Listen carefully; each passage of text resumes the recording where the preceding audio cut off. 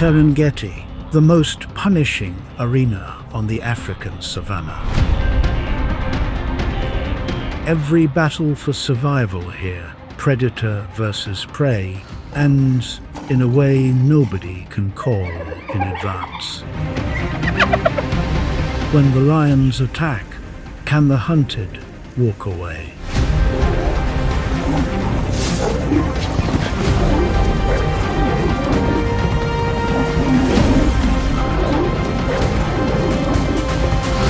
Drop a comment below and tell us where you are watching from before this journey into survival begins.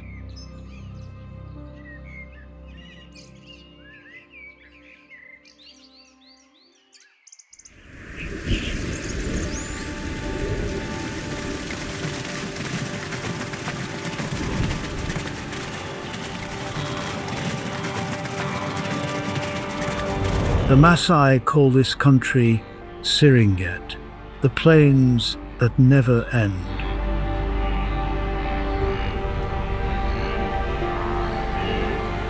Trees never gather into forest, and sight carries all the way to the horizon. A land where every living thing sees every other from a long way off.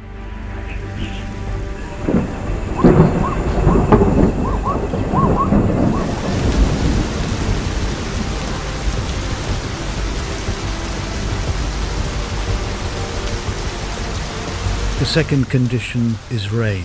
Rain in the Serengeti falls in patches, and whichever patch takes the rain grows the new grass.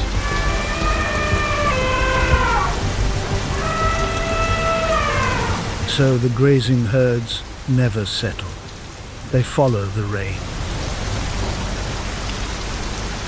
And every hunter in this country has to learn to live with a food supply that keeps moving. This whole system runs on a single rhythm, and the rain sets it.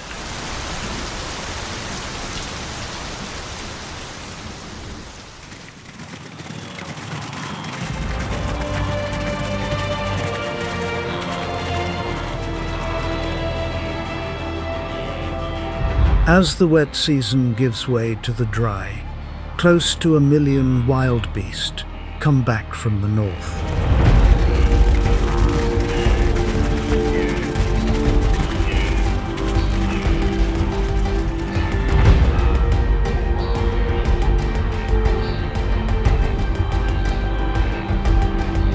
This is the largest land movement wild beasts make, and it repeats almost on schedule every year. A grown wild beast weighs around 200 kilograms. They do not run as fast as antelope. And they are not as strong as buffalo. What they have is endurance, and one habit the whole system has to turn around.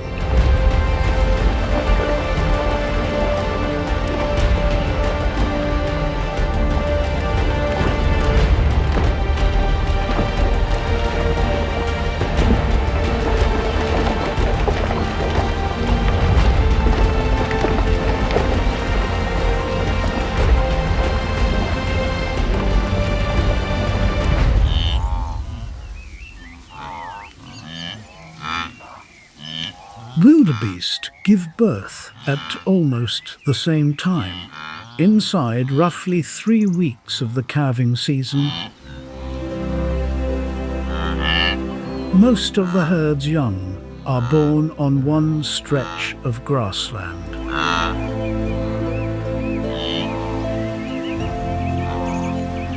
Flooding the market.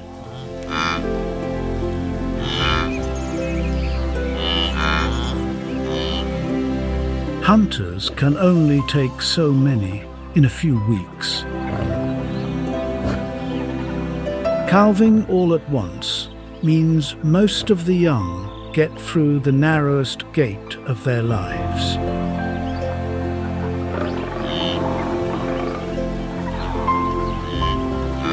Only hours after birth, a young wildebeest can run with the herd.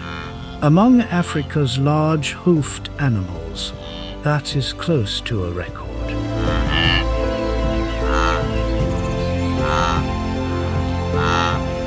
And it exists for one very simple reason.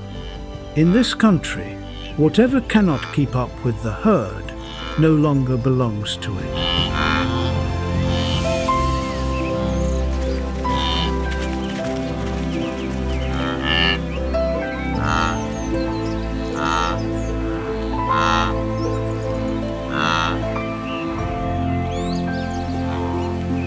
A million prey animals at once sounds like an easy season. For some species, it is. Lion for others.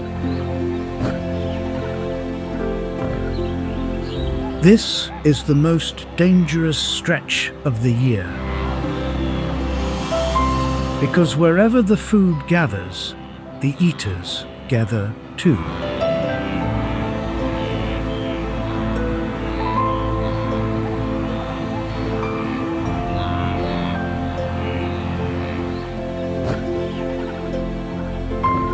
Four cheetah cubs are born beside a waterhole.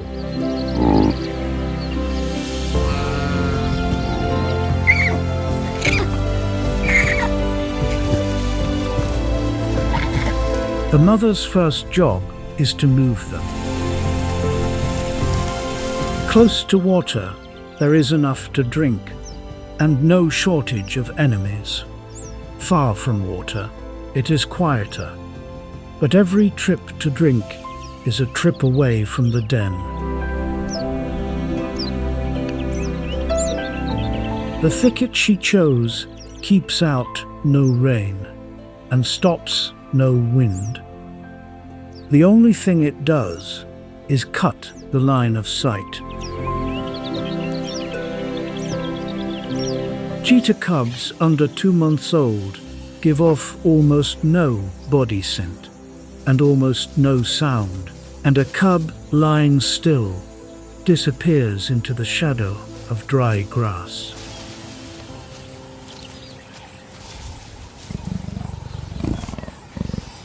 On this grassland, almost every small species raises its young underground or deep in cover. The cheetah is a half exception. She hides her cubs on open ground in a world of animals that dig far better than she does. And one of the best diggers in Africa is asleep a few hundred meters away. The den, sitting not far from the cheetah's thicket, belongs to the best-known criminal organization on the Savannah. A spotted hyena clan can run to several dozen animals, led by a female, and every member knows exactly where it stands in that order.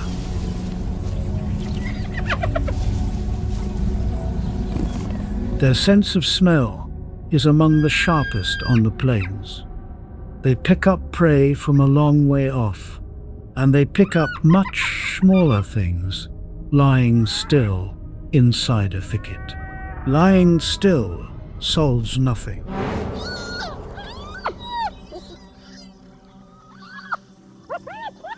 They also hunt more than they scavenge, which is the opposite of the reputation that follows them.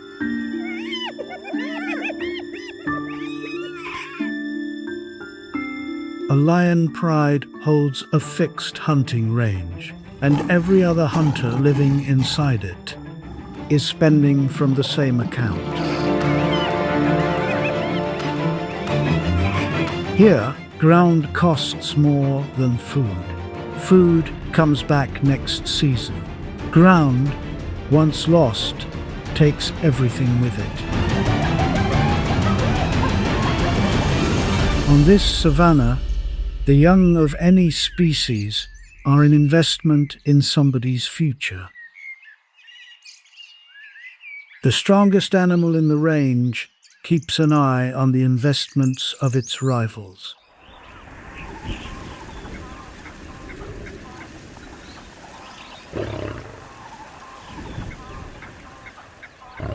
Across the Serengeti plains, only about 36% of cheetah cubs survive to leave the den at 2 months old. Only around 5% reach independence.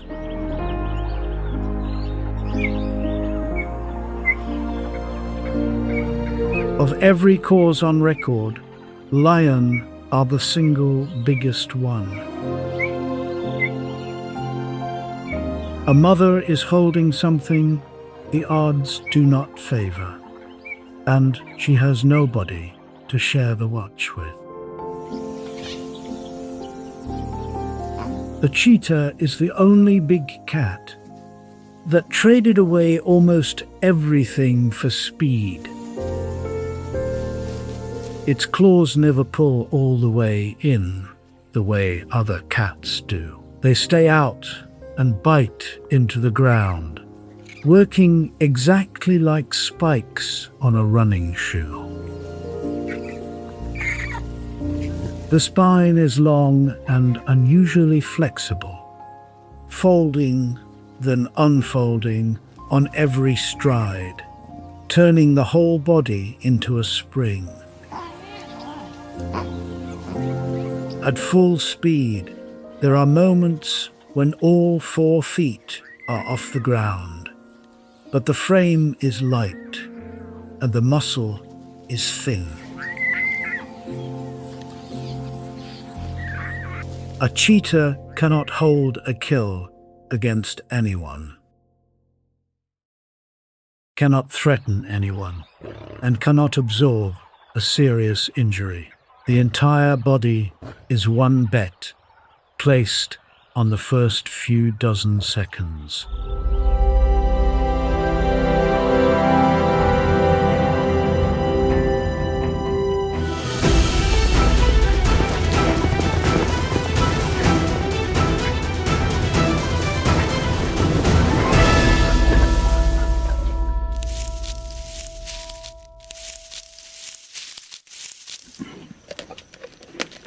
Four hungry mouths push the hunting rate to a level she cannot sustain. The hare is not faster than the cheetah. It only has to cut hard enough and often enough to burn through those few dozen seconds.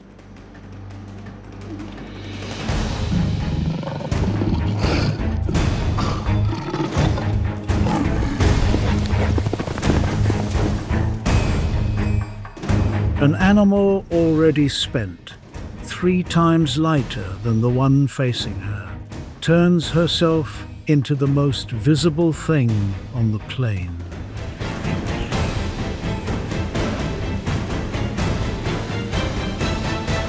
A hunter chases what moves. That is the whole trick. Brutally simple and available only to an animal willing to put itself on the table. The thicket is untouched. All 4 cubs are still there.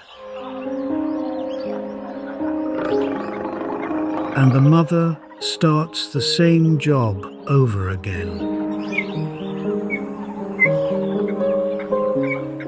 In this country, winning once buys very little. The cheetah mother has just lost a meal, lost half an hour of recovery, and lost the den her cubs had learned the smell of. In exchange, she still has everything she is raising. No prize, only the right to play the next round.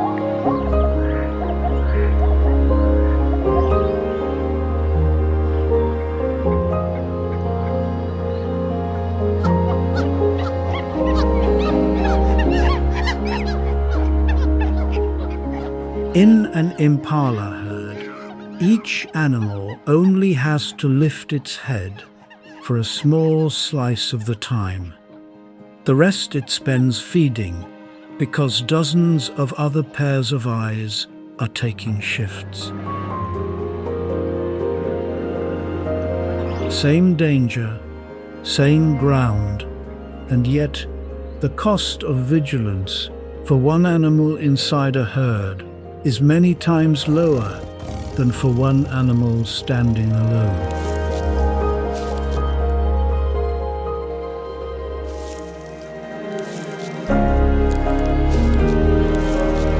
The cheetah mother pays that entire cost by herself.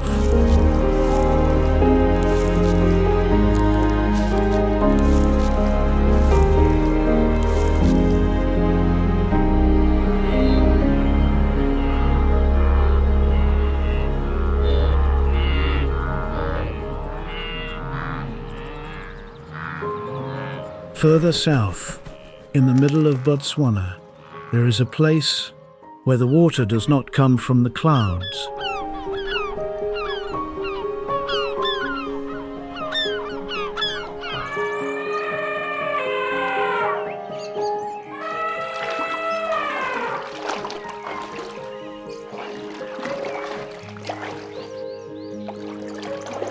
It comes from rain that fell more than 1,000 kilometers to the north and takes months to arrive.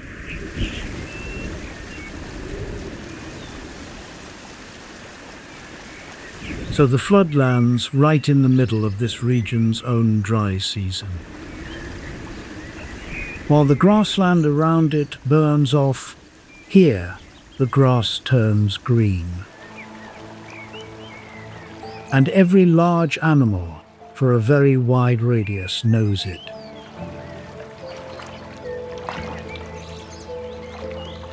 The result is one of the densest gatherings of large animals anywhere in Africa. The water also redraws the map every year. Strips of dry ground narrow, routes are cut, and herds of thousands are forced down the few corridors that remain. Prey whose route can be predicted is the most valuable prey a hunter can have. That is why the lion prides living here are among the largest and the most stubborn ever recorded.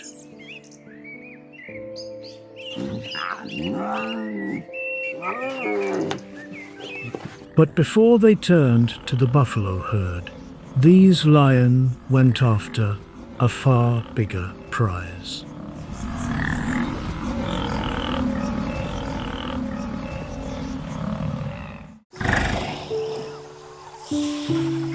"40 years inside an elephant herd is not just age. It is the memory of the whole group. The lead female carries the location of the water that still holds in the hardest drought years. The routes that stay safe and the list of every danger the herd has met. The whole group moves on that memory, so when the lion arrive, there is nothing to discuss. The calf disappears into the middle of the herd, where no hunter on this continent can reach it. The lion pull back, no injuries and nothing in their jaws.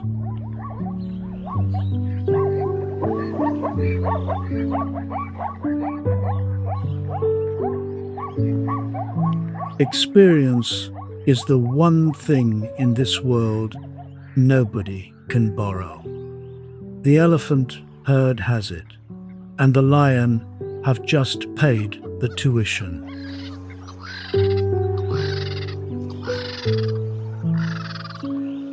A hungry hunting group that has just been pushed back does not go home to rest. It goes looking for a bigger bet,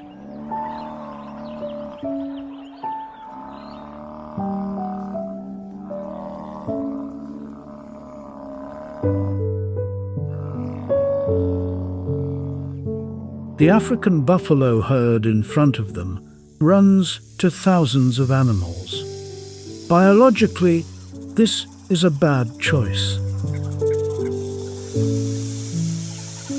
And that is exactly what makes it worth telling. A grown buffalo weighs more than a ton. That set of horns is armor and weapon at the same time. One clean hit is enough to end a lion's hunting career.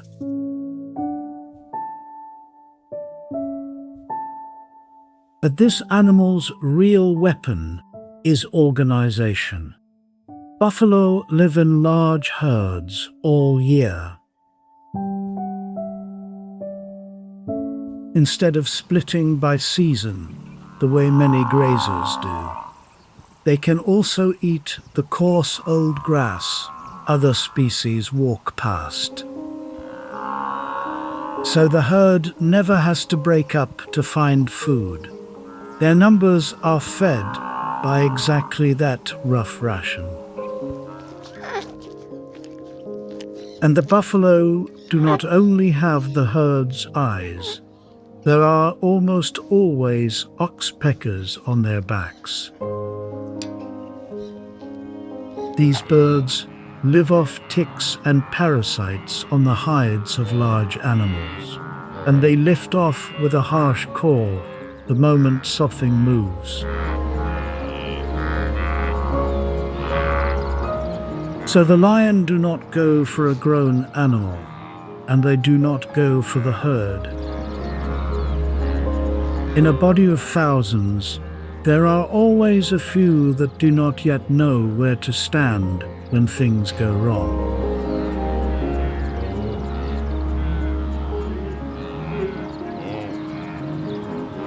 The hunter's tactic comes down to two words: split them.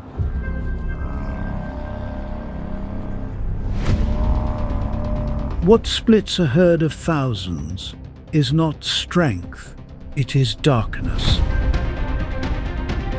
A lion's eye carries a reflective layer behind the retina. Light coming in is bounced back through the light-sensing cells a second time. So every particle of light gets used twice. That is why their eyes glow under a light, and why they see in the dark many times better than the animals they hunt. Buffalo do not have that advantage.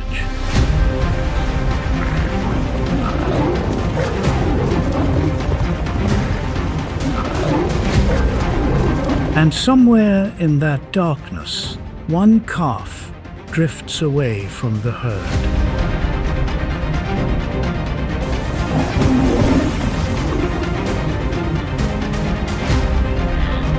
On this savanna, that moment is usually the end of it. A signal has been tripped. The first animal to turn back is the mother.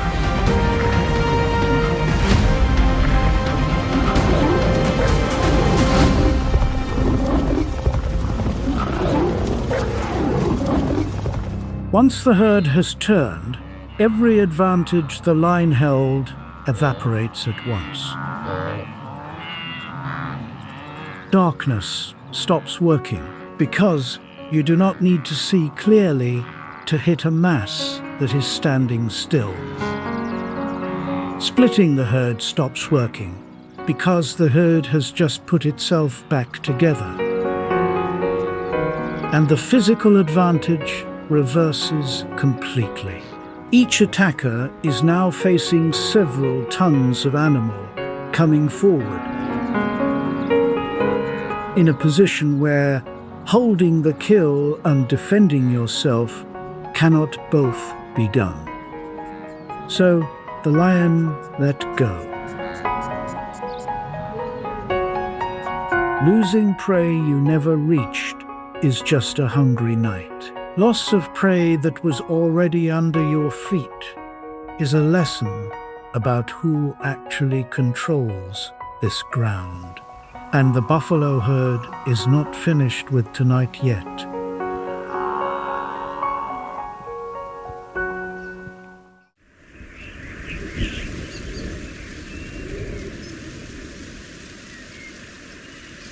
That night, the scavengers of this country had nothing to clean up. What do you think? Was it one mother's horns that sent the lion running that night? Or was it everything standing behind her? Leave your answer in the comments.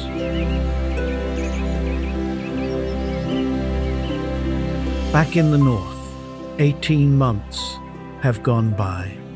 That time did not pass by itself. It was paid for by days that repeated the same 3 jobs. Hunt inside a window, shorter than a minute, and pay for every miss with half an hour on the ground, breathing.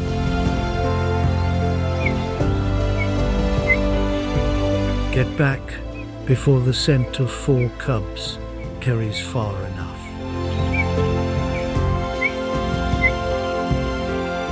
Then move the den, because a resting place used too long is a resting place already marked.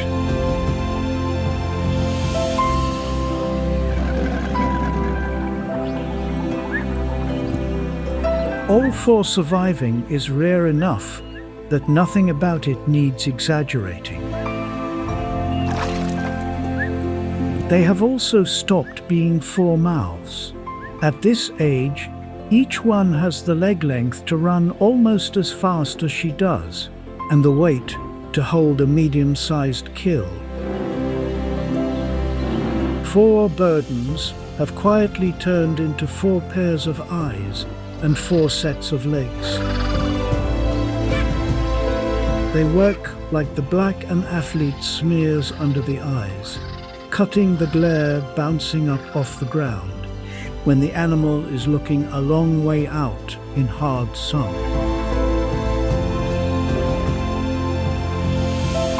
A small detail on a face, built for animals that have to see very far before they run very fast.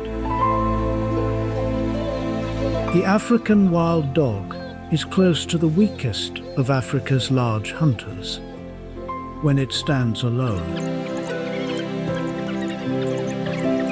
Lighter than a hyena, far lighter than a lion, and without a bite strong enough to finish large prey quickly. So, they never stand alone.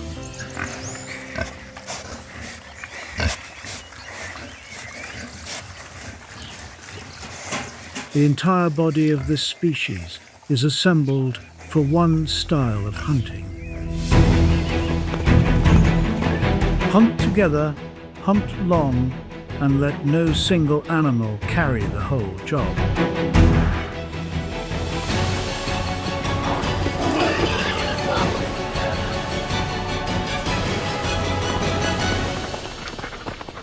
They do not stalk, and they do not explode. The pace holds steady at around 40 miles an hour, and the animal in front is swapped out constantly. Numbers here do not add strength together. They divide exhaustion. The prey they choose shows just how well that division works. A family group of 20 or more can bring down a warhog 6 times heavier than any one of them. A warhog is not easy prey. It carries 4 tusks, and the lower pair stays knife-sharp because it grinds constantly against the upper pair. The thick pads on a boar's face are padding built to take the hits when they fight head-to-head. A warhog memorizes where the empty burrows are in its range. then reverses in tail first, leaving those tusks blocking the entrance.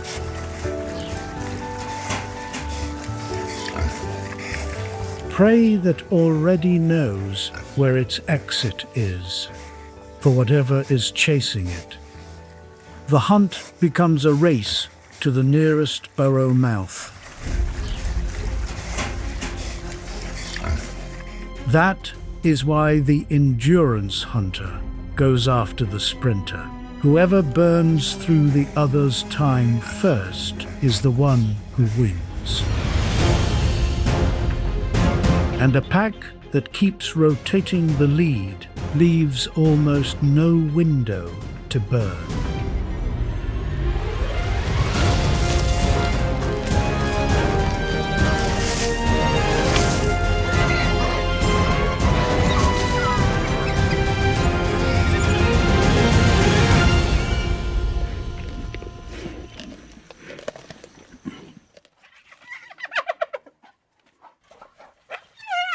The principle of dividing the work is applied by this species to raising young as well. Only the lead pair breeds, but the whole pack raises that litter. The hunters come back carrying food in their stomachs and bring it up for the pups and for whoever stayed behind on den duty. The mother here never has to choose between feeding and guarding. The pack has split those two jobs between two different groups.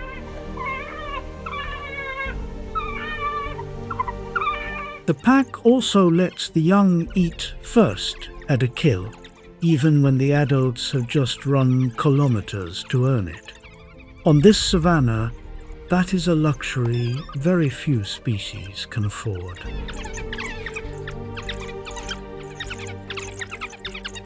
At around 3 months old, the litter leaves the den and joins the pack. In a single beat, the group's numbers double. This is exactly what a lone cheetah mother needs 18 months to reach.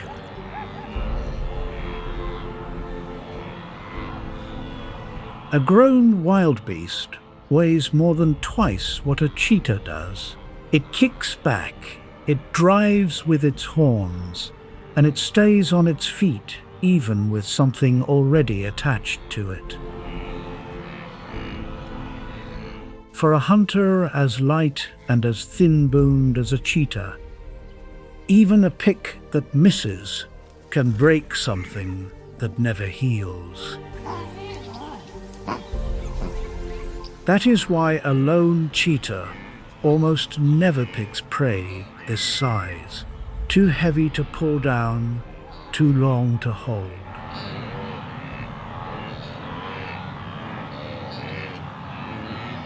With 5 animals, the arithmetic changes completely. That morning, for the first time in their lives, the young ate from prey their mother could never bring down while she hunted alone.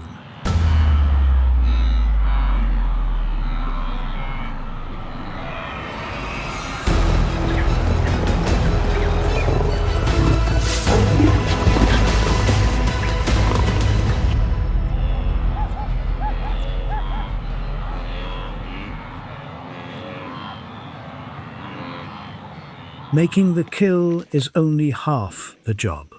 The cheetah loses kills to other animals more often than anything else on the savanna. It cannot hold one, and it cannot frighten anyone off.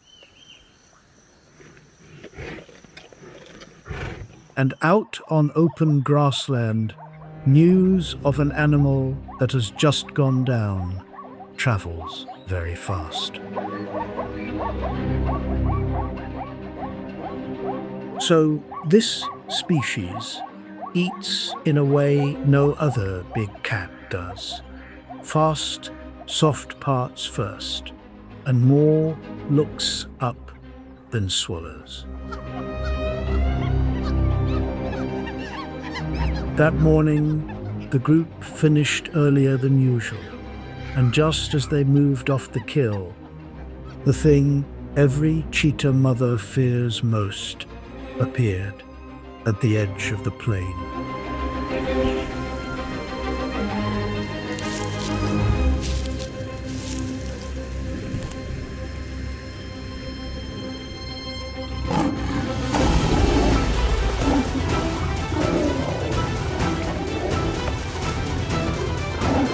Together they had brought down prey twice their own weight. Their bodies are still full, and what they just learned is still fresh. Standing beside each other, they can do what none of them could do standing alone. For a young lioness, an injured leg is a whole season without hunting. The cost runs past the reward. So she goes back to her own ground. The young are grown now, and they can protect their mother without spending much at all to do it. Presence is enough. The mother who raised them alone can finally feel what numbers behind her feel like.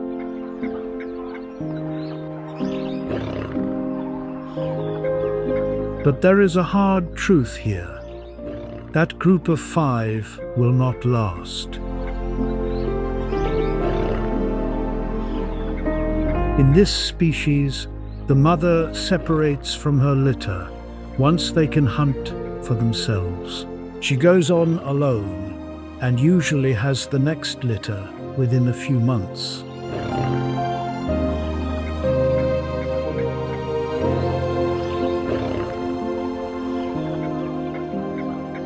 But the litter does not break up straight away. Siblings from the same litter go on living together for a long stretch after their mother leaves.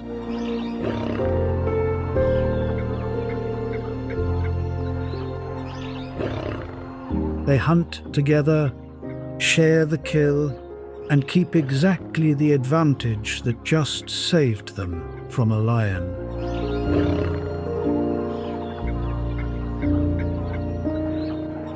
Then the females peel off one by one, because a female raising cubs needs ground of her own and the quiet a group cannot give her.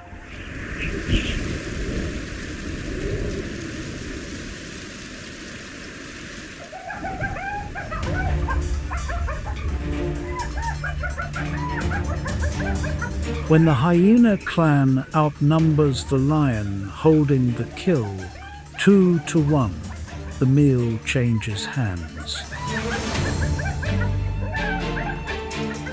The animal this country calls its king ends the evening up a branch, looking down at his own dinner.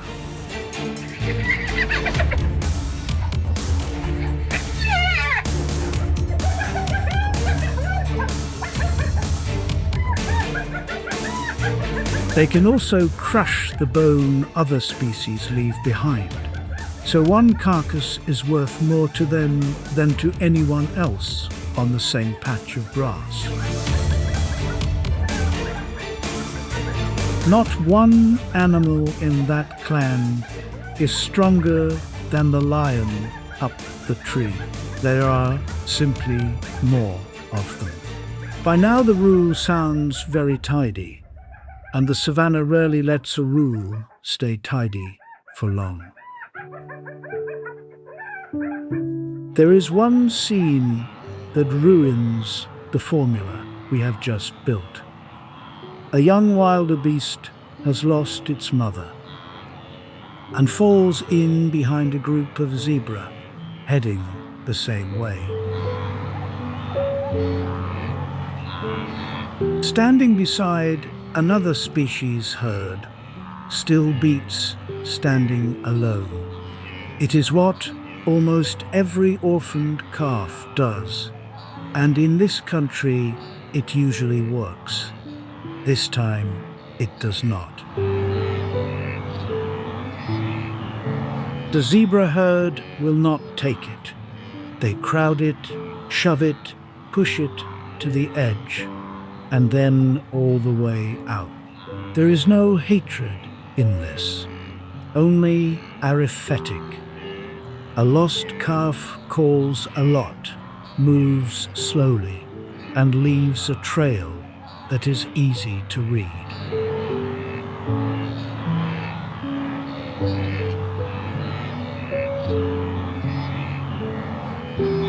It is the thing that pulls hunters toward the whole group.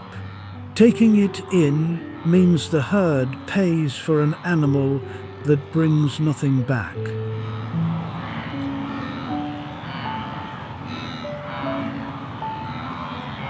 The same rule of numbers that saved the buffalo calf that night in Botswana turns its back here on a different calf. The difference is not kindness. It is whether that calf belongs to the herd or not. Numbers protect their own young, only their own.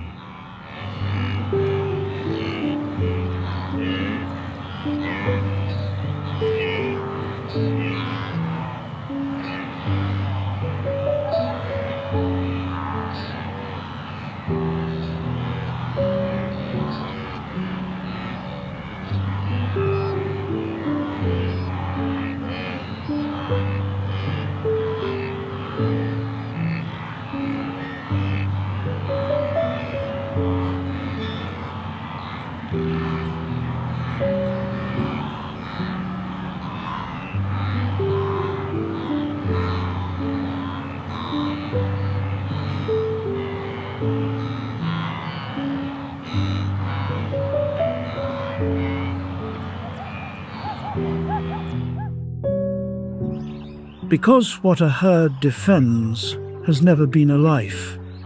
It is the shared stake that life belongs to. This story opened with a mother going thin in dry grass, feeding 4 mouths on hunts that mostly missed. It ends on the same ground, with the same 2 species and the opposite outcome. Nothing in that mother's body is stronger than it was 18 months ago. The only thing that changed is the number standing behind her, and she raised that number herself.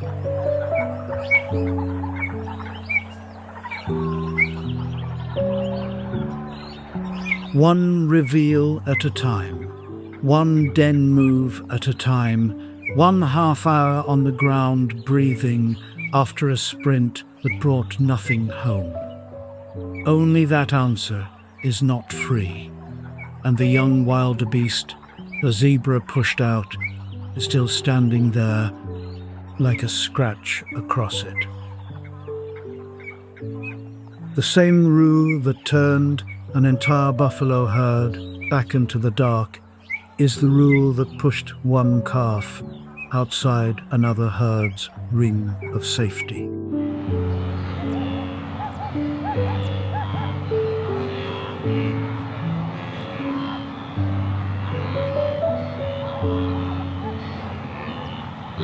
This land does not reward kindness. It rewards belonging to a group. Anyone who belongs to no group has to build one and pay exactly what the mother in this story paid. On this savannah, no mother wins alone. Which side are you on? The herd that widens its boundary, or the herd that tightens it to hold? Your comments give us a great deal of motivation.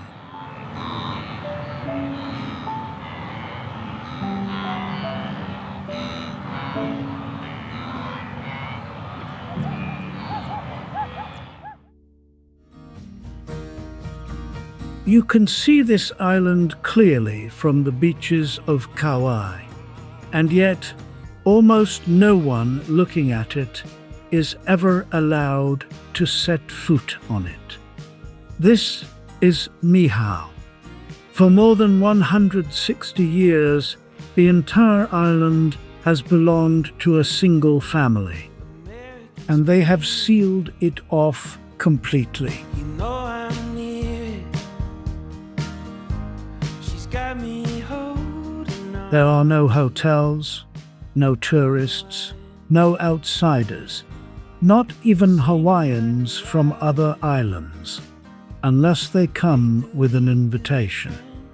Somewhere between 80 and 200 people live behind that closed door, in a way that looks almost nothing like modern America. No power grid, no running water, no cars, no telephone lines, and the language of daily life here has nearly vanished everywhere else on Earth. Singing like a wild wind. Hate the There's a reason, of course. This place is locked down the way it is.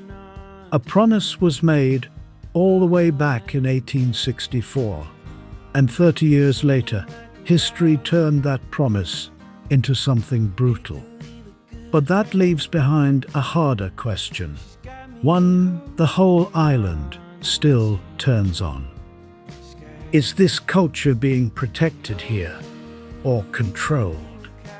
And could it possibly be both at once? should've known it'd be ending soon. No, California. Niihau is the westernmost inhabited island in Hawaii's main chain. It's roughly 180 square kilometers, 30 kilometers long, and 10 kilometers at its widest. It's the smallest of Hawaii's 7 inhabited islands, and also one of the oldest. Riding out the heartache. Worn down by millions of years of wind and rain. That erosion is the key to everything. The island's tallest point, Mount Kanyao, rises just 393 meters, about the height of the Empire State Building, on an island where nothing else comes close. That low profile changes everything about life here. Should've called before leaving. Hawaii, after all, draws its water from the trade winds. Moist air sweeps in from the northeast, hits a wall of mountains, rises, cools, and falls as rain. Kauai does this better than almost anywhere else on Earth, with peaks deep inland, rising over 1,500 meters, wringing the clouds dry. But Niihau sits just behind that wall. What little air reaches it has already given up most of its moisture, and the island itself is too low to squeeze out much more. California. The result is an average rainfall of around 56 centimeters a year, and some years far less than that. It sits on the same latitude as some of the wettest places on the planet, but Niihau is a dry, scrubby exception. Rolling down the freeway. The land here is mostly red dirt, low Kiawe scrub, and grass that burns off fast. Almost everything else about this island traces back to that single, harsh number. There are no year-round rivers, so drinking water depends entirely on what falls from the sky.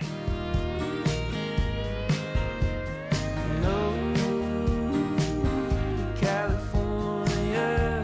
The soil is too dry for real farming, So for more than a century, this island has raised livestock, never crops.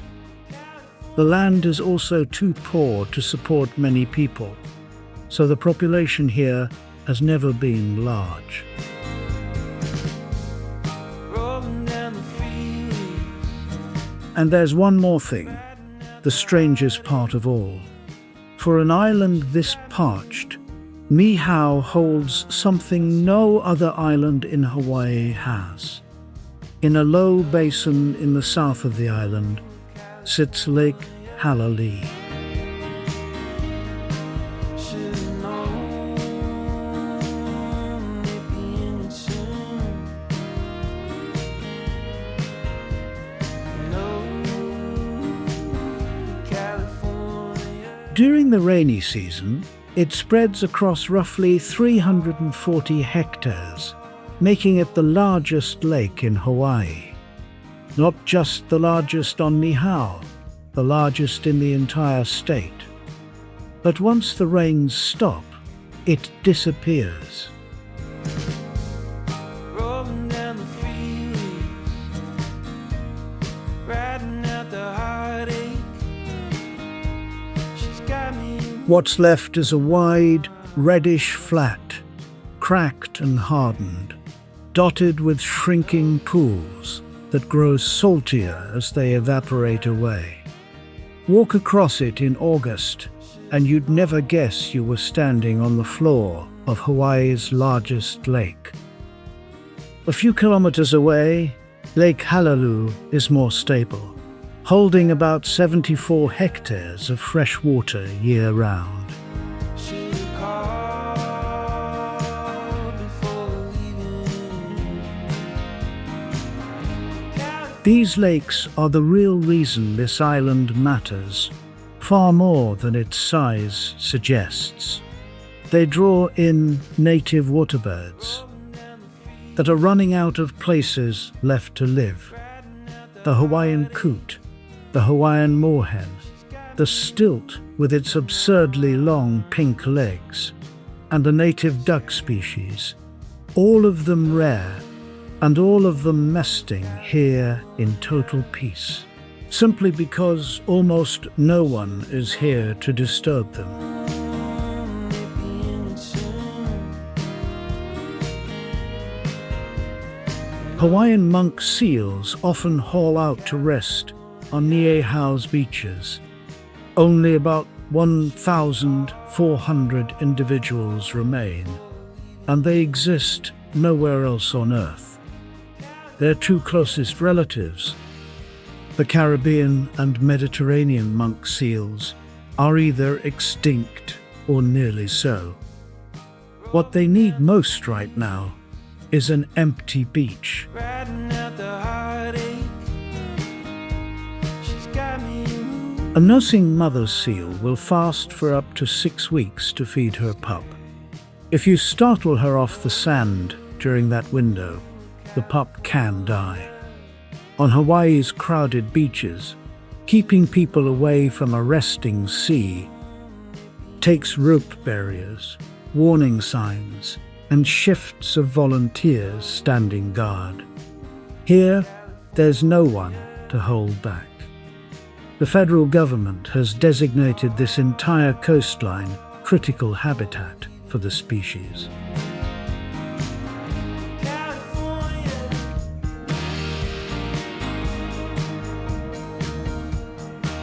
About 1.2 kilometers off the north shore sits Leua, a sunken volcanic tuff cone, roughly 115 hectares wide, breaking the surface like a shattered bowl. No one lives there. What it holds instead is one of the largest seabird colonies in Hawaii's main islands, with more than 25,000 breeding pairs across at least 8 different species. No, California. Should've called. Seen from the water, Leua and Niihau together look almost exactly like Hawaii did 200 years ago. That resemblance isn't a coincidence. It's the result of a decision made in a room in Honolulu one winter morning, right in the middle of the American Civil War. On February 23, 1864, a Scottish widow named Eliza Sinclair bought the island of Niihau from King Kamehameha V. She had traveled a long way to get there. Sinclair had emigrated from Scotland to New Zealand, buried her husband, sold off her timber holdings, and sailed to Honolulu in 1863 to look for land. The price at the time was $10,000 in gold. At today's gold prices, that's roughly 15 kilograms of pure gold. Picture it, an entire island, 180 square kilometers, traded for an amount of gold 2 people could carry between them. The king attached one condition. He required that the island and the Hawaiians living on it be shielded from the outside world. For the first 50 years, that rule stayed fairly loose. The Sinclairs and their descendants, the Robinson family, ran Niihau as a cattle ranch, and people could still come and go freely. Then, in 1915, Eliza's grandson, Aubrey Robinson, formally closed the island. The reason wasn't mysterious or mythical at all.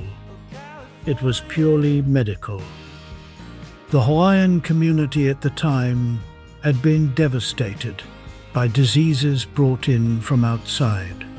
Measles swept through Niihau in the decades that followed, and during the 1952 polio outbreak, the rules only tightened further.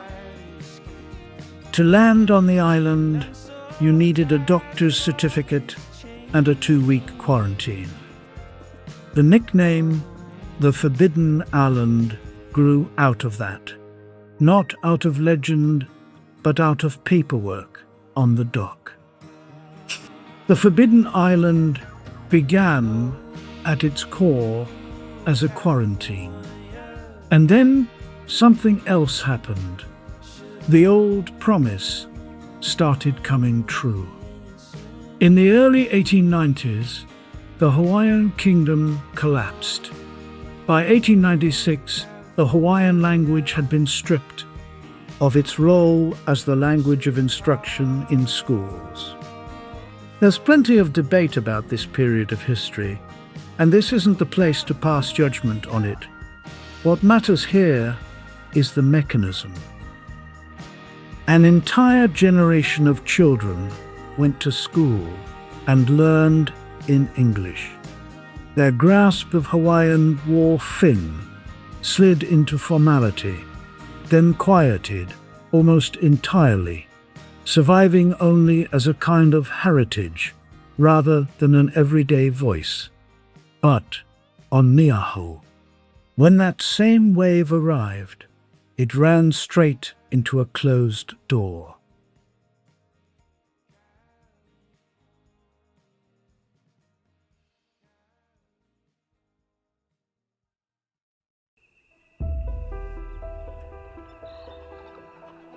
The African savanna is a chain of ecosystems,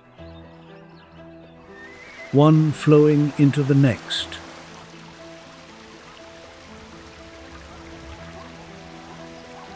Parched grassland breaks against rivers that run only part of the year. The wet season and the dry season take turns redrawing the map of power. Vultures are the largest carrion birds in African skies.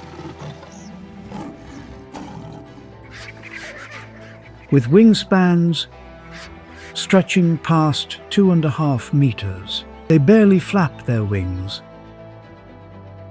riding thermals, rising off the ground instead, hoarding every scrap of energy. For a full day patrolling the sky. Their eyesight is up to 8 times sharper than a human's. A single vulture rarely keeps a secret to itself. Its spiraling descent becomes a signal that pulls in dozens more. On the back of every buffalo, small birds pick off parasites one by one, spending their whole lives riding another animal's back instead of foraging on the ground.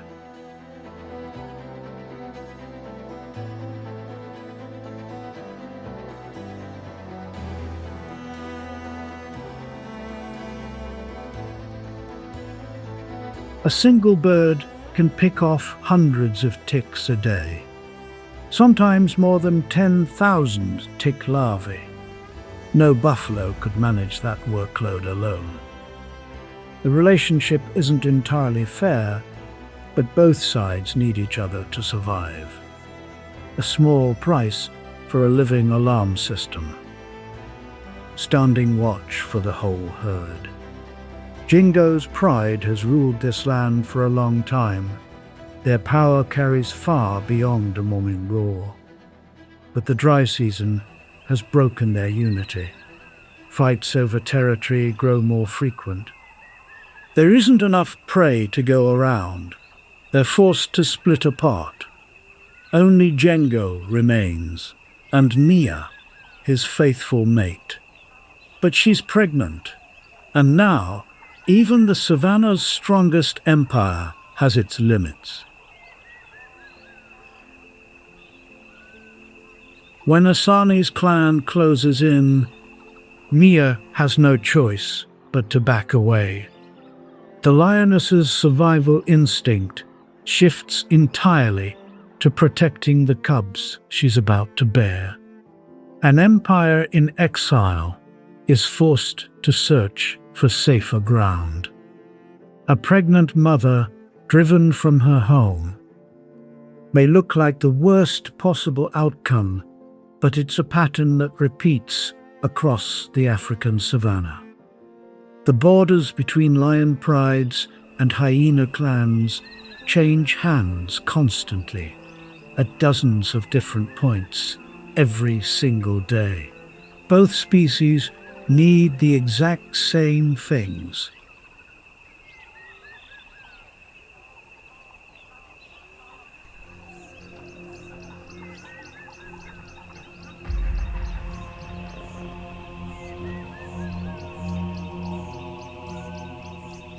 Prey and dens to raise the next generation.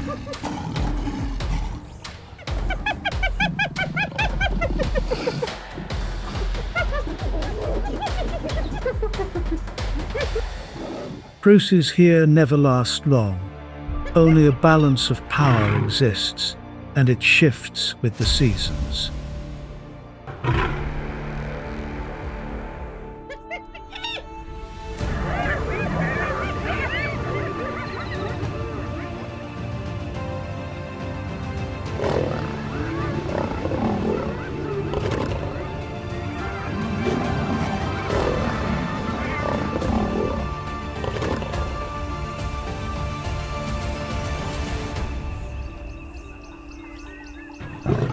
These two species build power in two completely different ways.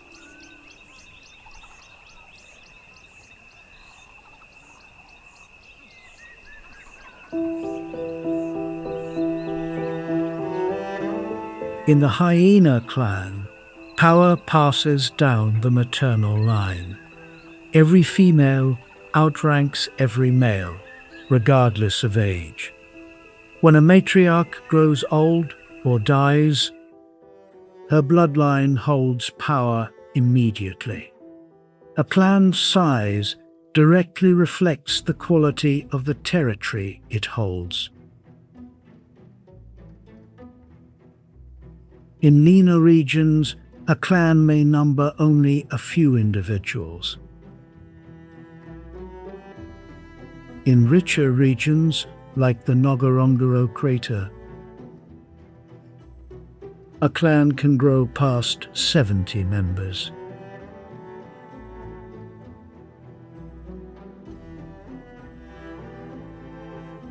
For this species, numbers aren't a side effect of wealth, they're the definition of it. Lions take a different path. An adult male rarely lives alone.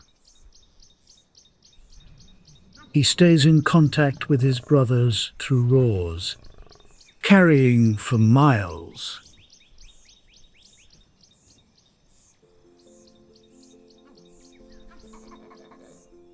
Every single day.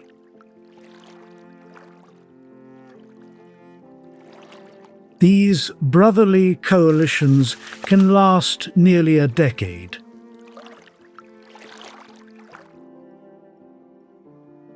Long enough to dominate a vast stretch of territory.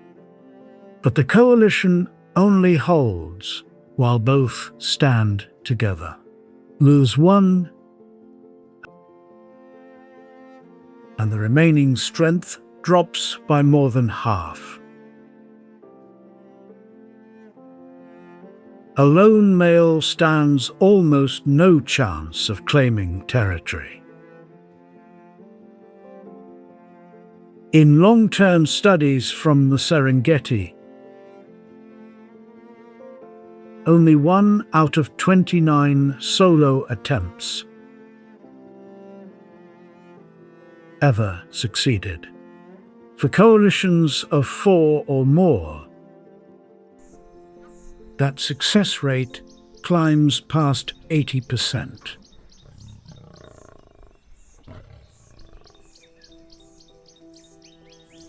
A system built on blood holds steady across generations. A system built on alliance can crumble with a single death. And both are fighting over the very same land. Across East Africa, hyenas succeed on 30 to 40% of their hunts. Lions manage only around 26%. More than 3/4 of those successful lion hunts come down to the lionesses, even against prey 3 times their own body weight.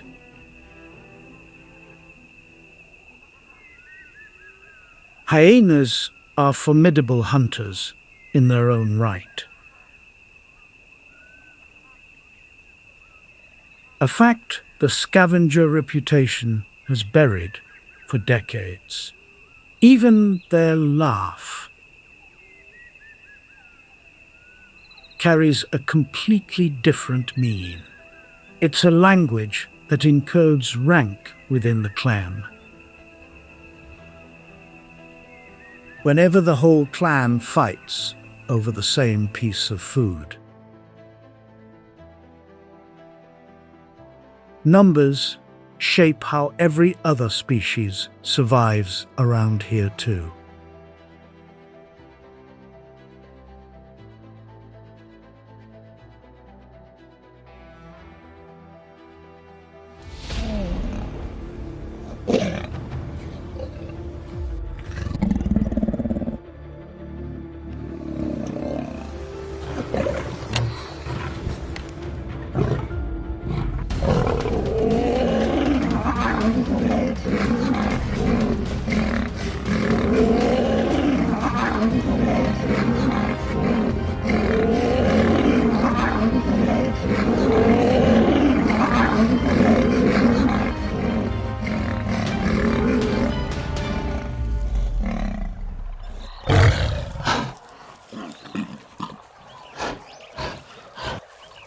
The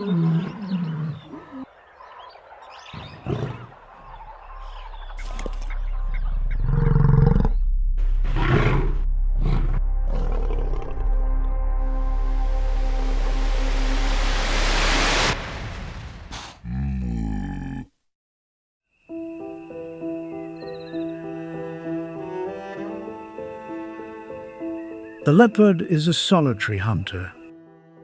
No pack to belong to, no allies to share a fight with. It hunts with skill and cunning.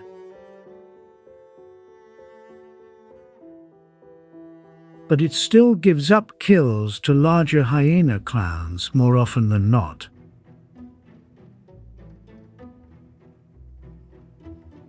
And sometimes has to brace itself to protect its cubs against a coordinated siege.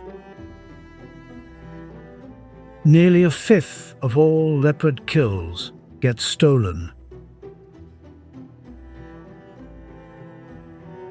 More than half of those losses go to hyenas.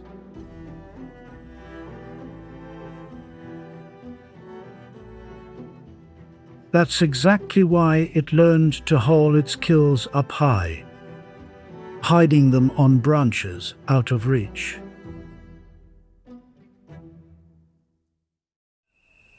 With no numbers to lean on, it had to turn height itself into its only ally. The honey badger is a small omnivore, weighing in at less than a fifth of an adult hyena, but almost no predator in Africa wants to pick a fight with it on purpose.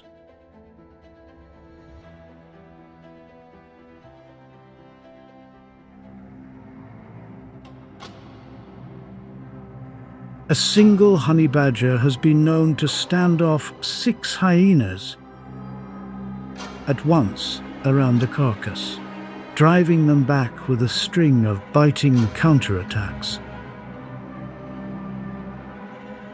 And a smell no animal wants to get close to. But another species,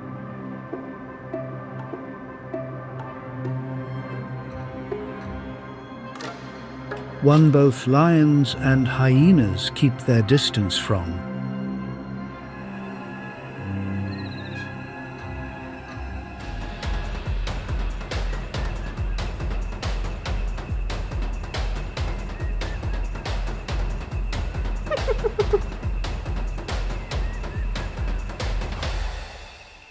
is about to enter this game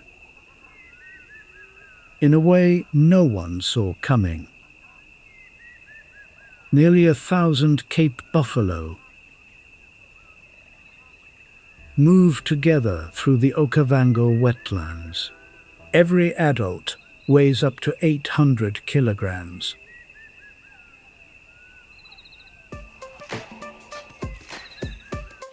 Enough to flip a predator on its back if cornered.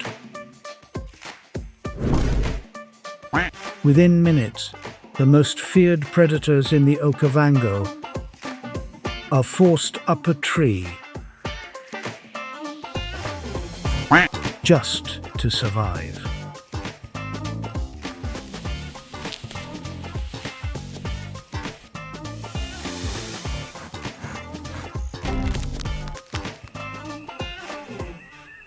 Cape buffalo kill more lions than any other animal in Africa.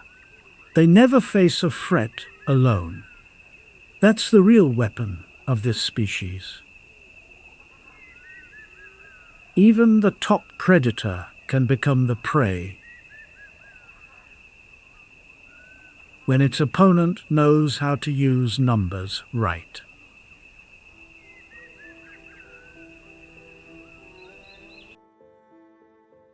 In the Okavango, one population of lions has become entirely set apart from the rest of the species. They swim through channel after channel,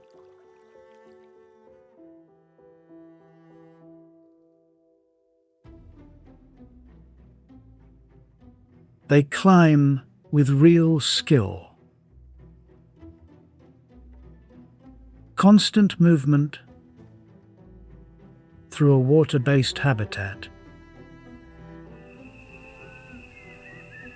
has made them some of the largest individuals in the species.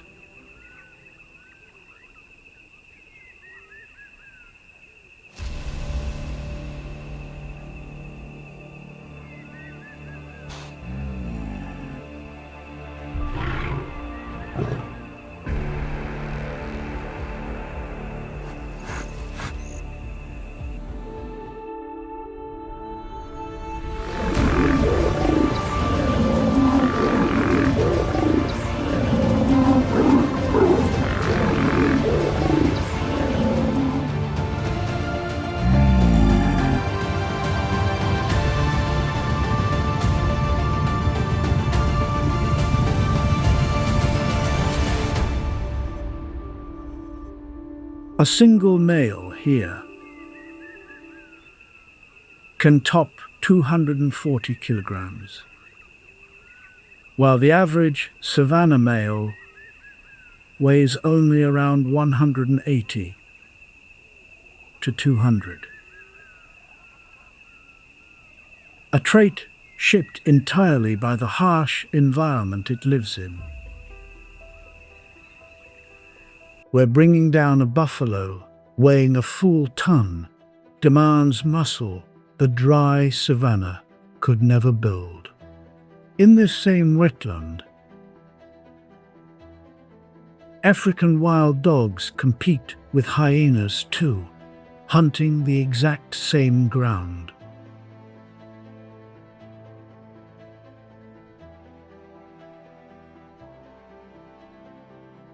This predator has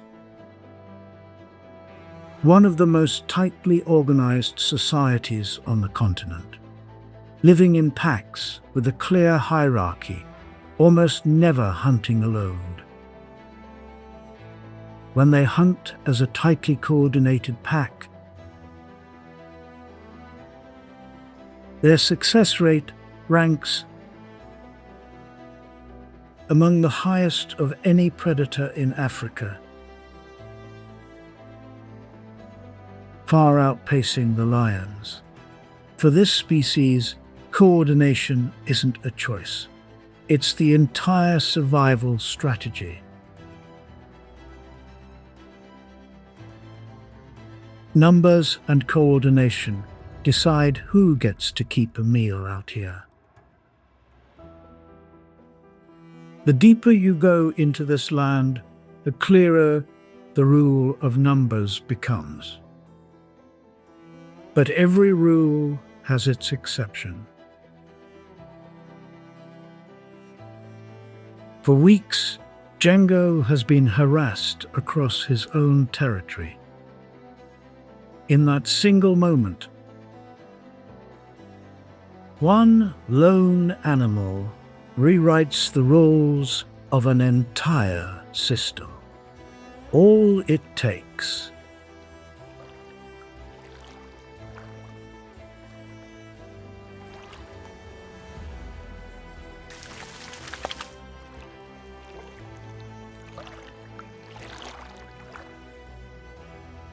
is enough nerve and nothing left to lose.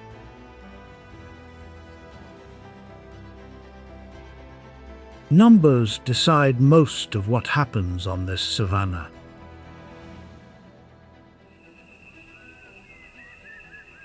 Power here belongs to whoever, at the right moment, knows how to use exactly what they have. A pride knows when to retreat. A clan knows when to band together.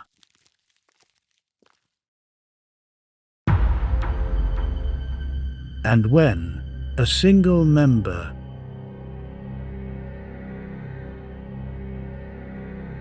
can still fend for itself. A lone animal knows when to stand its ground.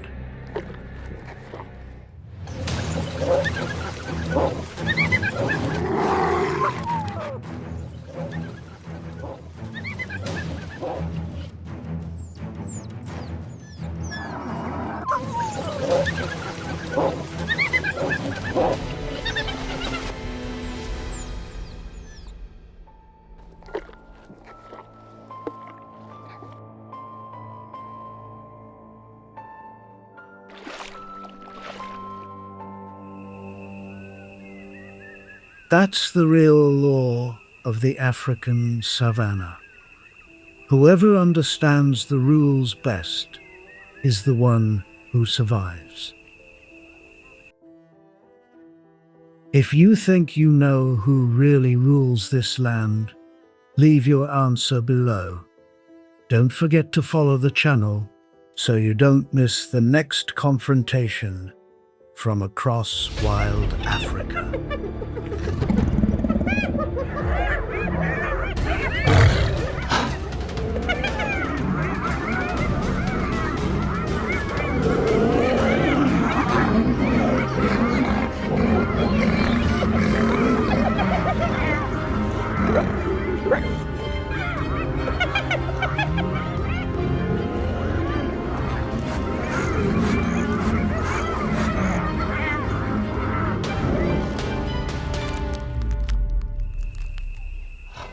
In that single moment, one lone animal rewrites the rules of an entire system. All it takes is enough nerve and nothing left to lose.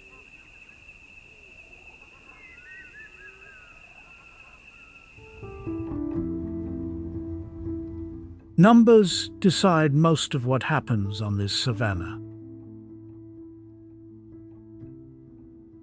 Power here belongs to whoever, at the right moment,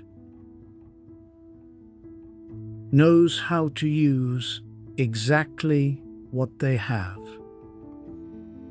A pride knows when to retreat. A clan knows when to band together. And when a single member can still fend for itself. A lone animal knows when to stand its ground. That's the real law of the African savannah. Whoever understands the rules best is the one who survives. If you think you know who really rules this land, leave your answer below. Don't forget to follow the channel so you don't miss the next confrontation from across wild Africa. Dawn breaks over the savannah grassland.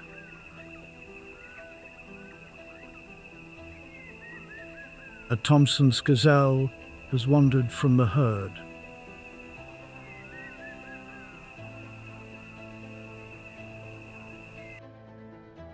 Completely unaware that its every step is being tracked closely.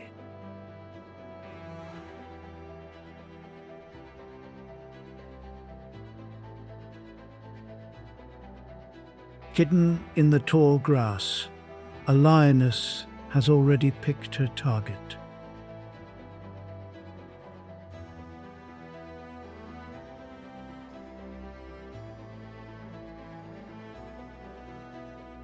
She presses her body flat against the ground.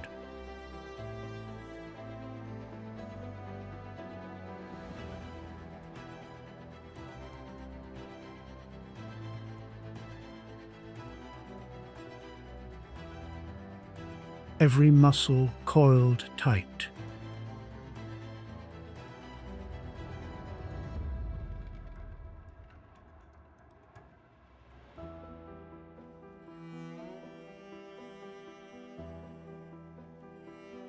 like a spring ready to release.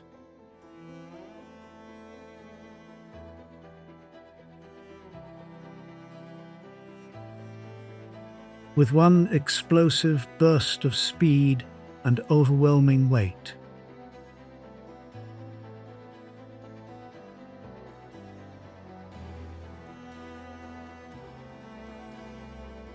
the prey's life ends in an instant.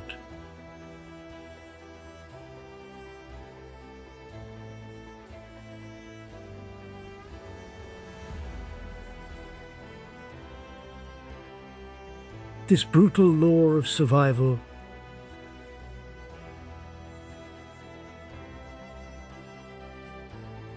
has played out every day since the beginning.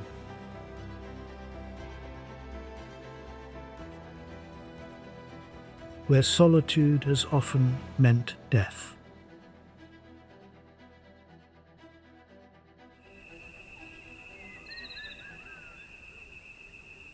And yet, nature's death sentence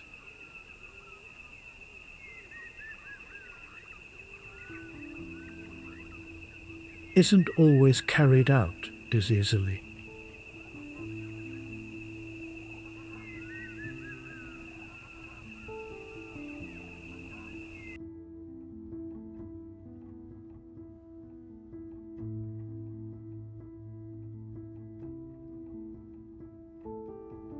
Dawn breaks over the vast plains of East Africa.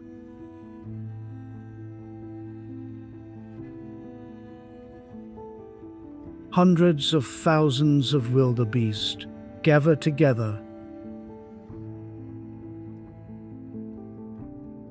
forming a sea of horns and hooves.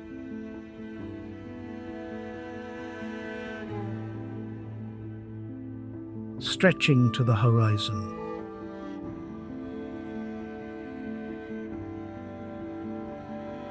Moving together like a single organism. They rely on a strategy.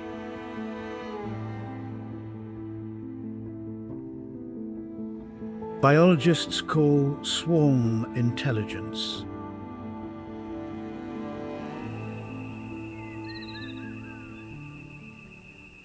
The moment one animal at the edge of the herd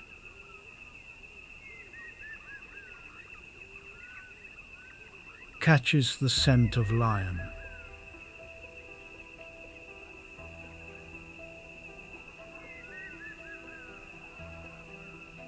a single flinch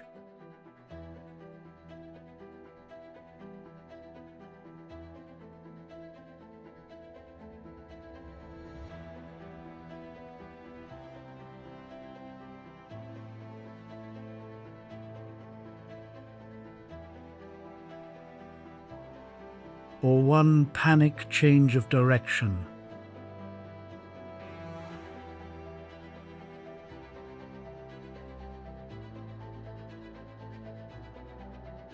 ripples through thousands of bodies.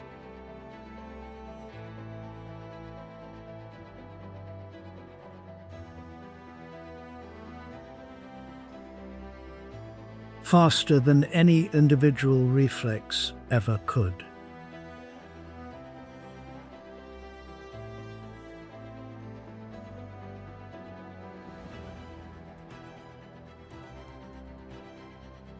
The herd doesn't just provide vigilance.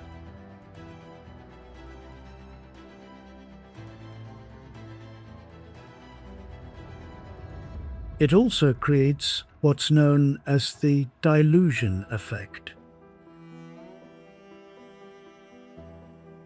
Using sheer numbers as a living shield to lower the risk for every individual inside it.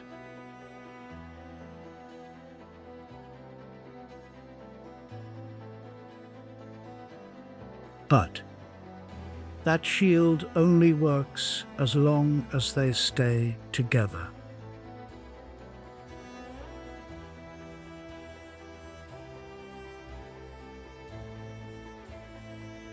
One unlucky wildebeest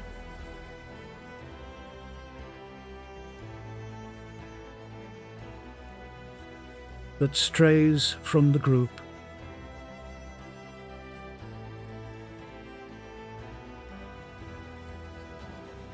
gets surrounded by an ambushing pride of lions.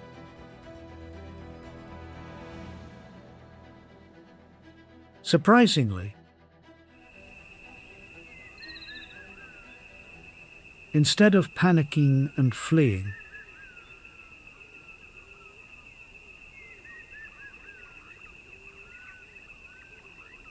the most basic survival instinct there is,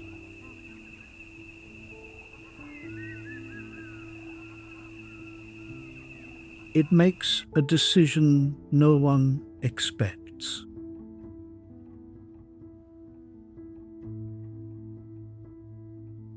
With sheer stubbornness,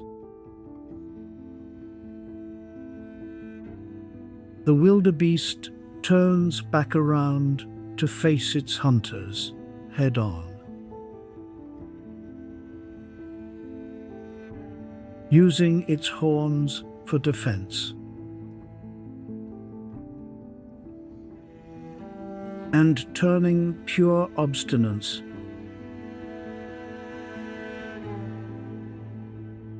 into a weapon that stops the pride in its tracks.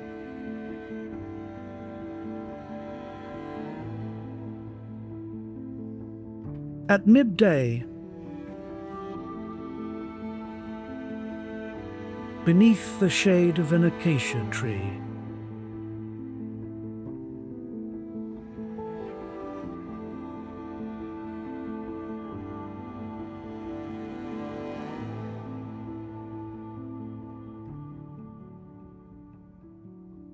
a herd of impala grazes peacefully.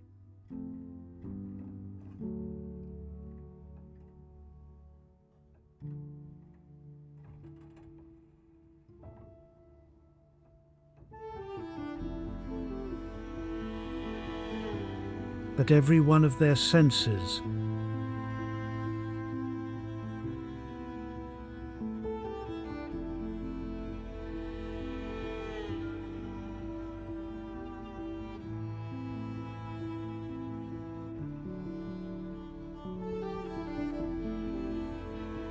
is working at full capacity.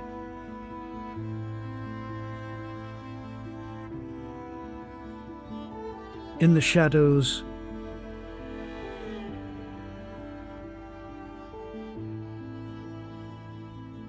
a leopard lies completely still.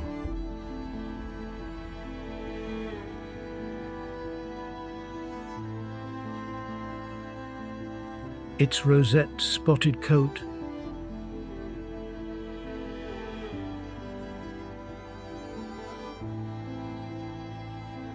is one of the most sophisticated camouflage systems in the mammal world.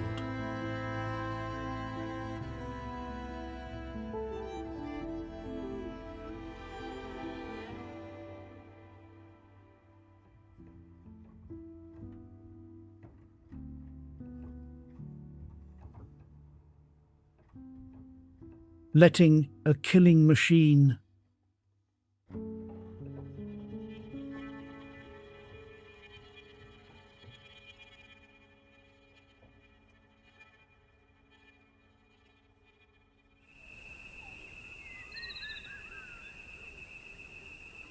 weighing nearly 60 kilograms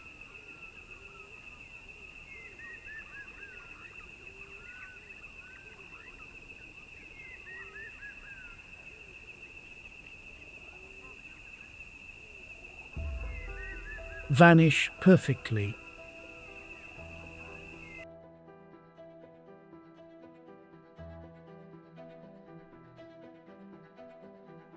into its surroundings.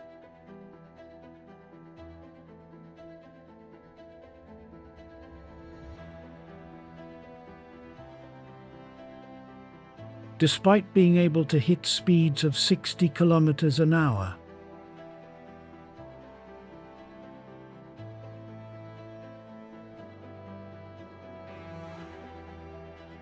The impala's sharp senses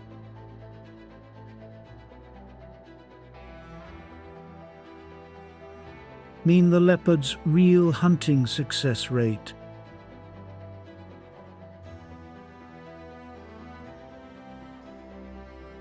runs only 15 to 38%.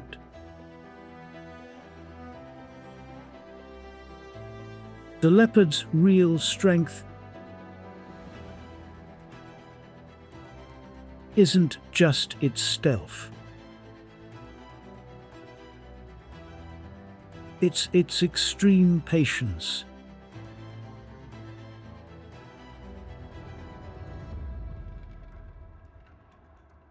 It's willing to fail 7 times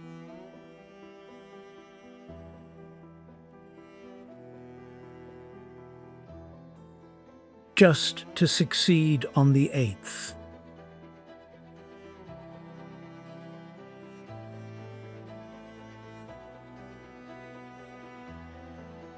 And the most remarkable part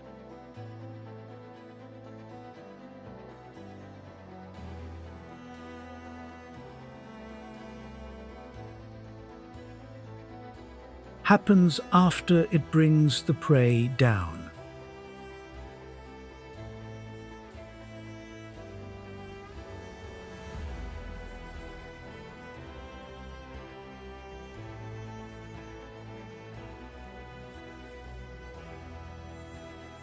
Instead of eating right where it stands,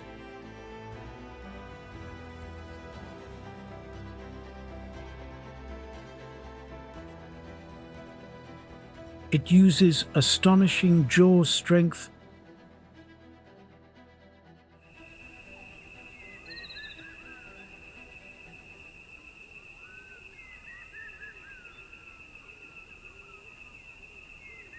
to clamp onto the carcass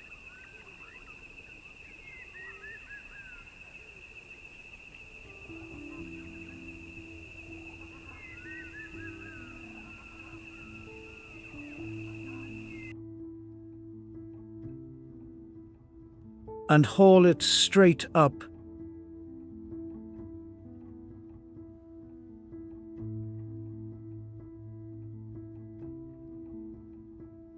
into the highest branches.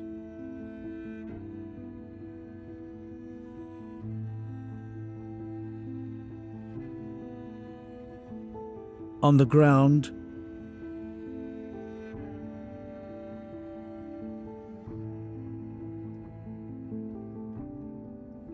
lions and hyenas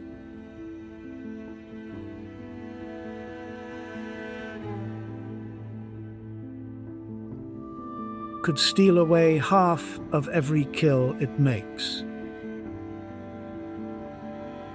But up in the canopy,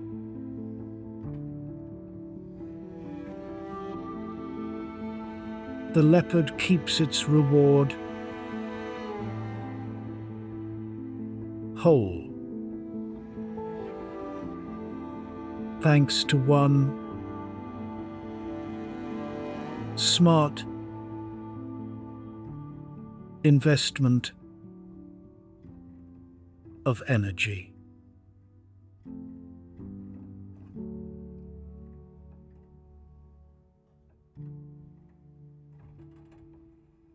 In the suffocating heat of the Kalahari Desert,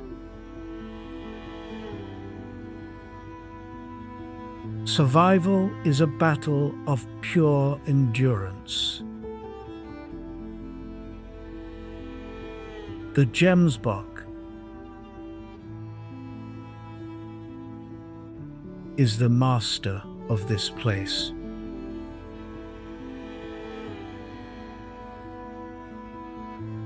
It can go days without drinking water.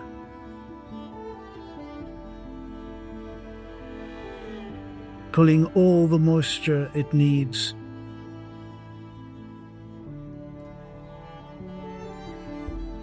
from parched grass alone.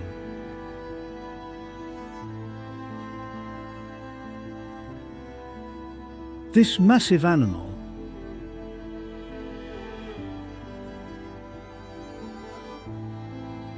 weighing more than 220 kilograms.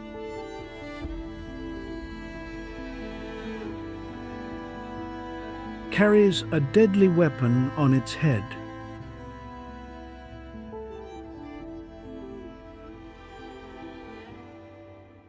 A pair of straight, razor-sharp horns.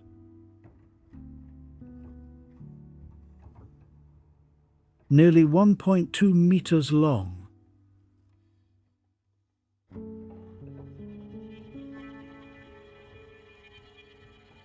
Like spears.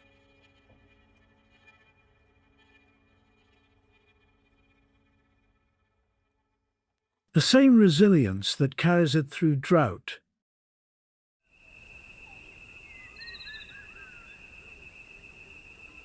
is the same attitude it brings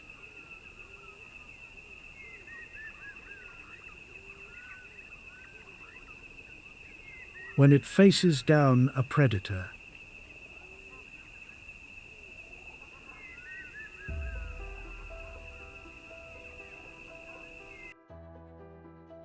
When lionesses fan out to surround it,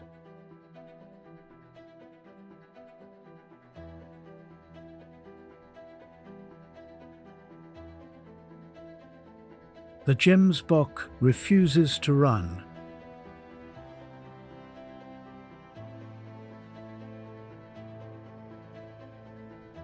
It plants its feet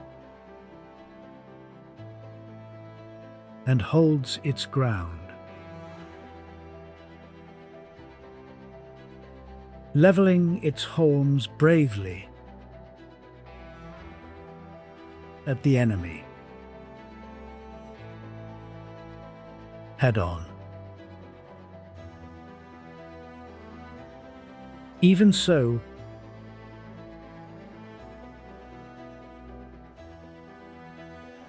solitary courage is sometimes not enough against the tactics of a coordinated pride.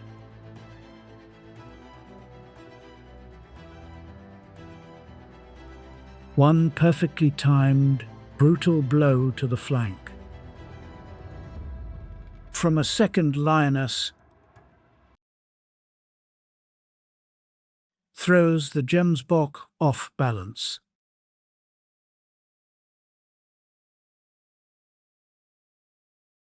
Bringing down the desert's most resilient warrior.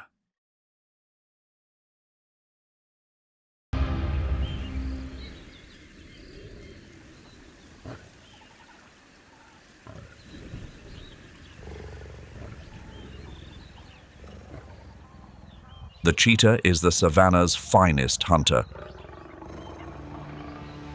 Capable of reaching 100 kilometers per hour, it can run down almost anything that moves.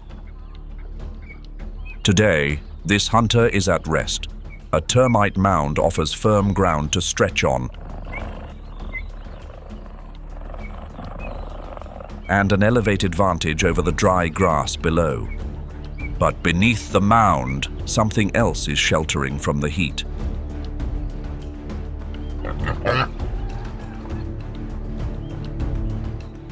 A warthog's lower tusks self-sharpen against the upper ones, a blade that never needs grinding.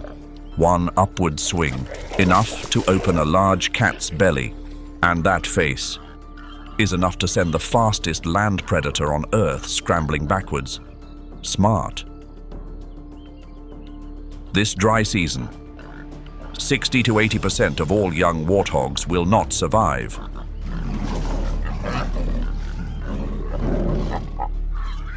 That is the number Kafue has always accepted, but it does not apply equally to every family.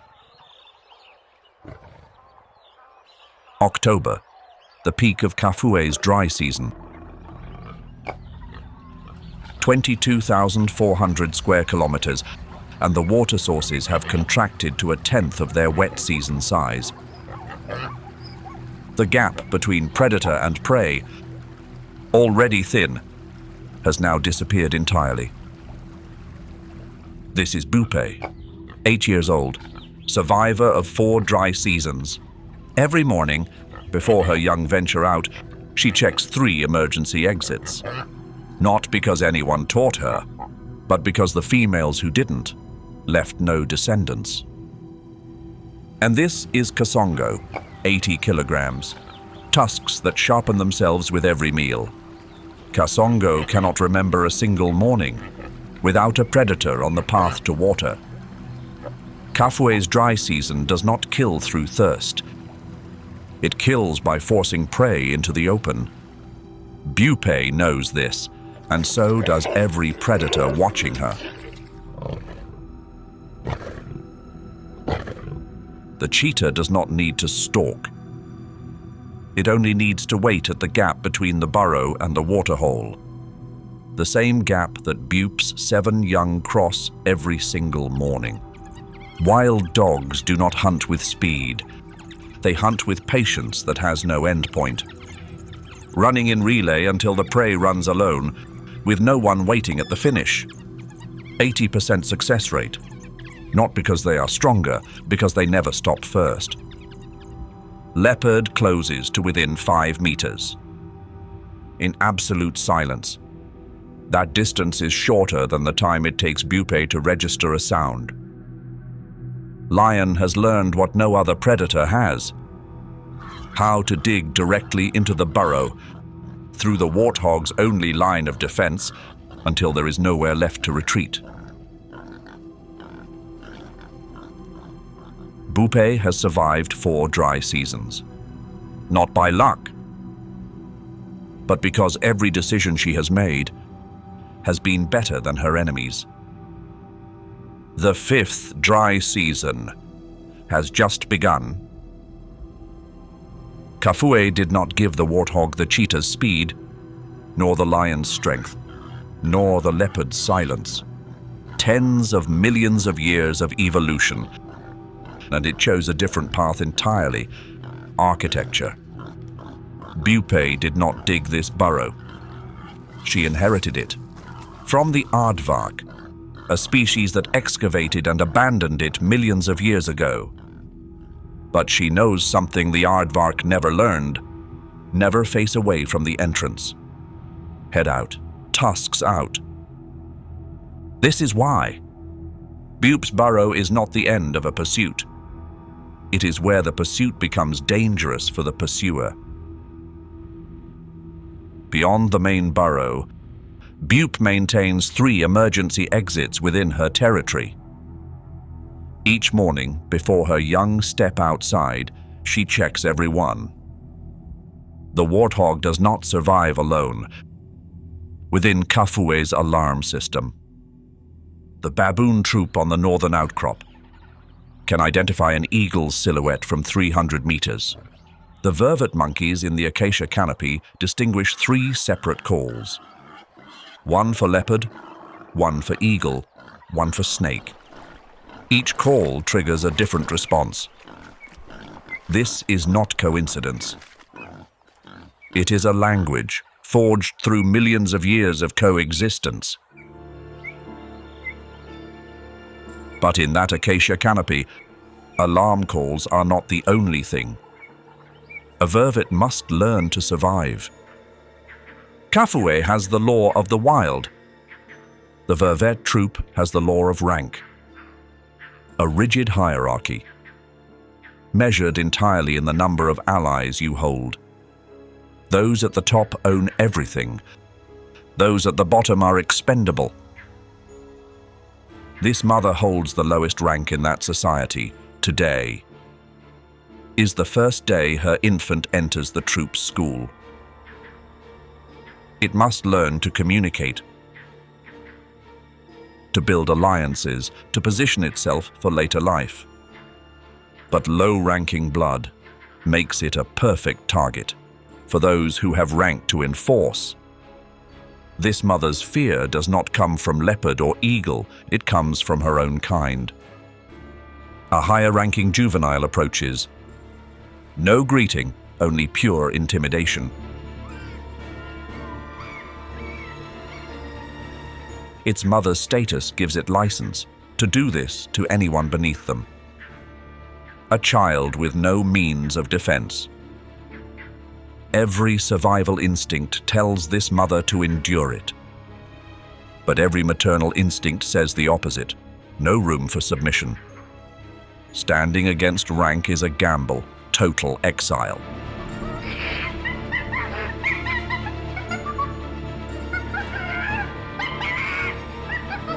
Or a recovered standing. In the world of vervet monkeys, one step back from a higher-ranking individual is one step up for the mother who held her ground. Today, she has climbed a rung. Her infant's future is marginally brighter. Not because Kafue has become kind, simply because this mother refused to be the one who lost.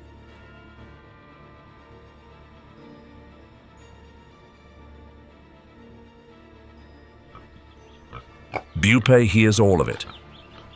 And when the troop falls suddenly silent, that is the signal. Danger is coming from an angle no one expected. Bupe must eat to produce milk. She must produce milk to feed 7 young. She must feed them so that someone inherits those 3 emergency exits. She does all 3 at once. This is what Kafue calls balance. And in the dry season, balance grows harder to hold.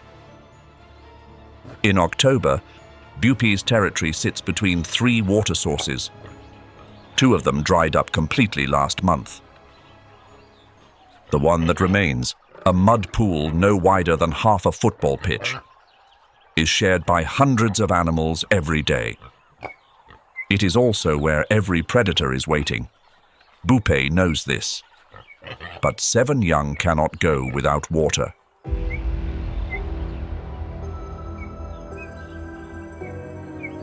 They have hunted together for 3 years. 3 years.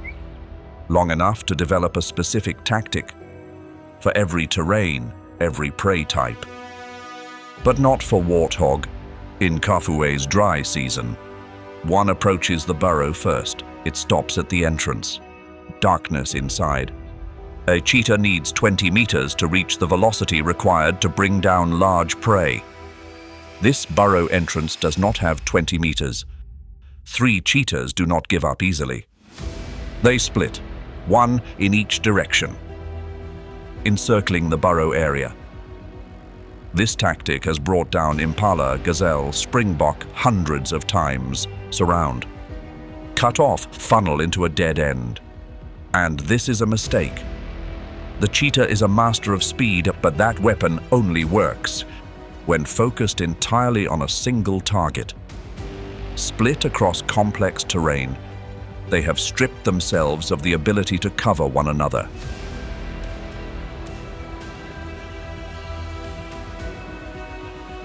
The cheetah is not built to split a decision in a fraction of a second. Each pursues one direction, none succeeds. In that instant of chaos, the entire family vanishes. This is not luck. This is the reason the 3 emergency exits exist. Not to escape, but to scatter the pursuer. One cheetah closes on a warthog across open ground. The prey turns.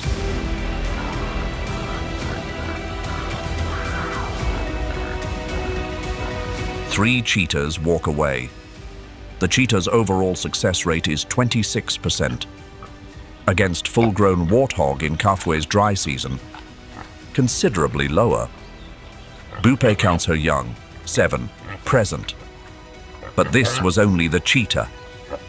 And the cheetah is not the one that keeps Bupe awake.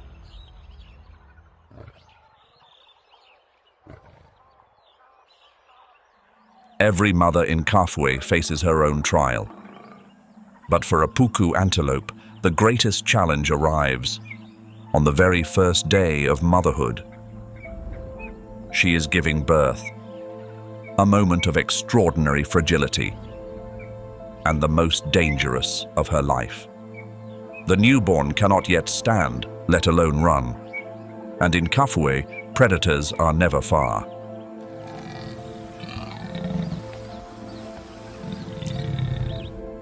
A leopard has scented the birth. It is closing the distance. Newborn puku carry no body scent.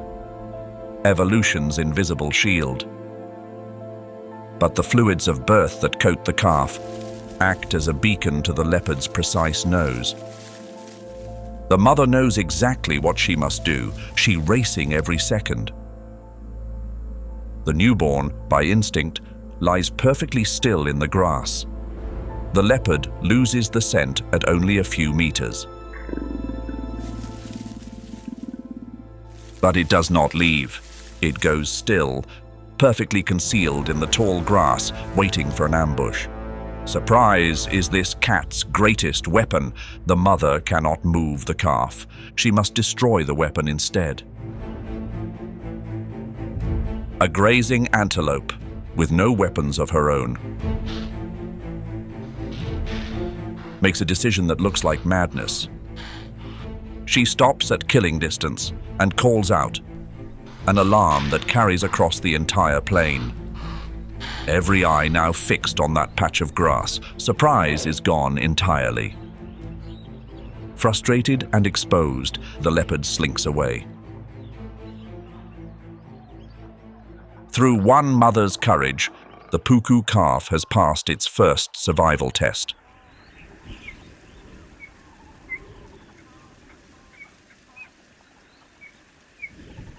The midday temperature reaches 40 degrees Celsius. Warthogs do not sweat. They dissipate heat through thin skin on the inner thigh. After 4 hours in the burrow, the young need water. 2 kilometers with no cover, no shade, no place to disappear. Bupe knows that entire distance is her weakness. She leads, because if a predator is waiting ahead, she needs to find out before her young do. The only remaining water source, within 10 kilometers.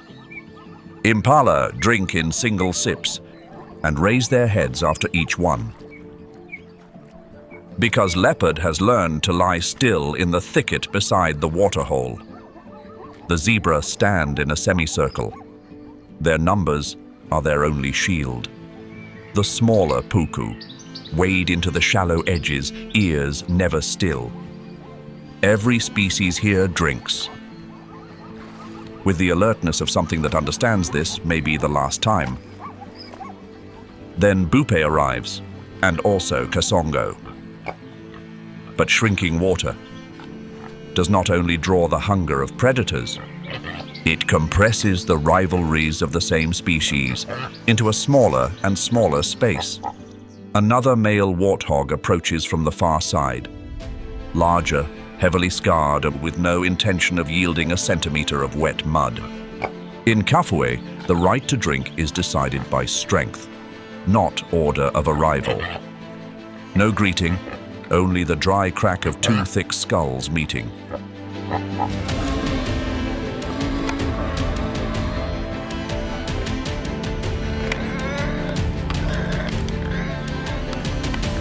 This is a contest between self-sharpening blades. A small mistake means an infected wound. The challenger's footing breaks. Recognizing the disparity in both strength and will, the rival turns and runs. Kasongo does not follow. The position is the prize. He is already ready for whatever comes next.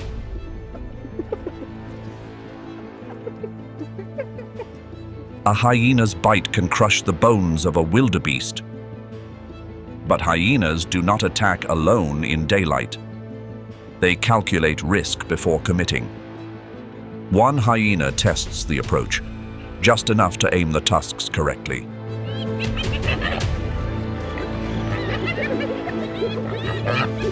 The hyena stops. The clan reassesses and finds another waterhole. This is how the warthog endures. Not by being unbeatable, but by making the cost of attacking them not worth paying.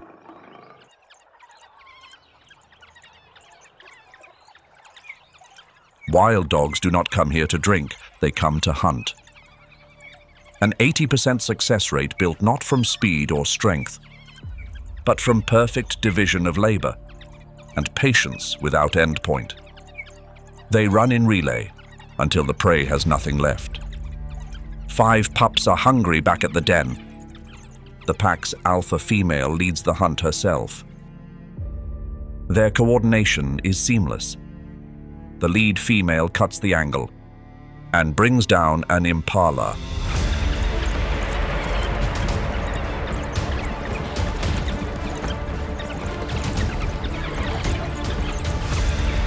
Enough meat to sustain the whole family.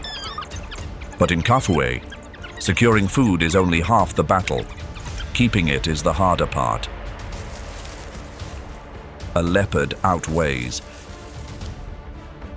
any single member of the pack by a factor of 2.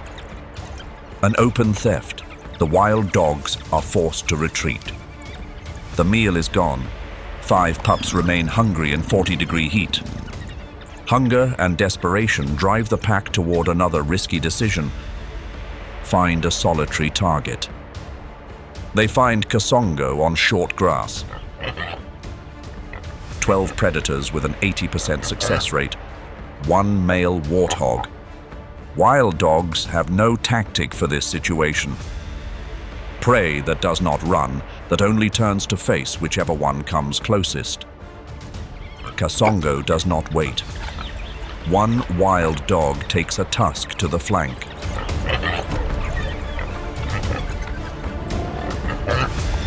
The pack reassesses. Then the pack leaves.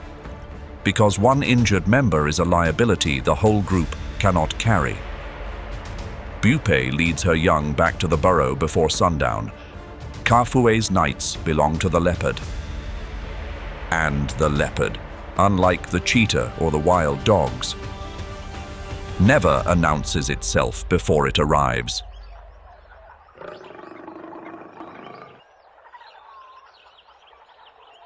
There is a lion to the west of Bupe's territory. Her name is Chiwe.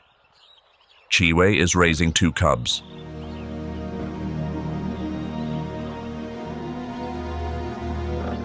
At the age when every meal is a lesson, and every lesson is about staying alive.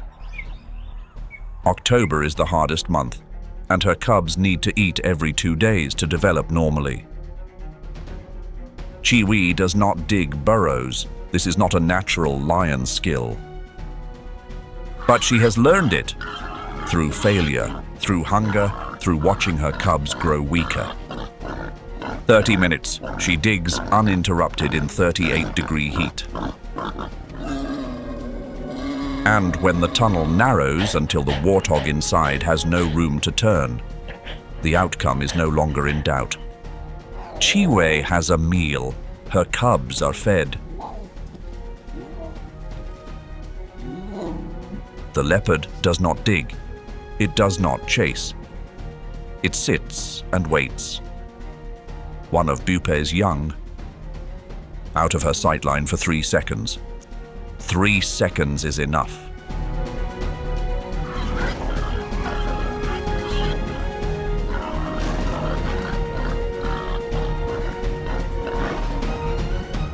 Bupe circles the base of the tree for 20 minutes. She cannot climb. The leopard has no reason to descend. There is no announced tragedy here. Only Bupe, circling, calling, then stopping, then turning back to her 6 remaining young and leading them home. There is no time for grief. What remains still needs her. As the warthog family withdraws across the woodland, a cooler wind begins to carry something else. The scent of that leopard's kills.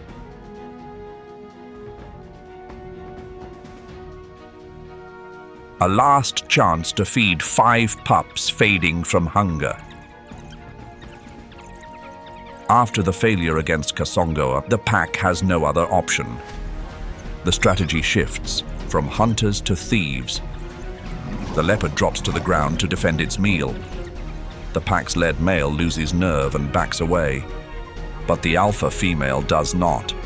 No pack covering her. Only the frantic drive of a mother keeping her young from starvation. the leopard backs off and chooses the tree and its own survival. Courage without equal has beaten absolute strength. 5 pups will eat tonight. The adversary just learned the hard way. Never challenge a mother. That night, Bupe's burrow holds 1 fewer member. 6 young, not 7. The 6 who remain need her operating without distraction.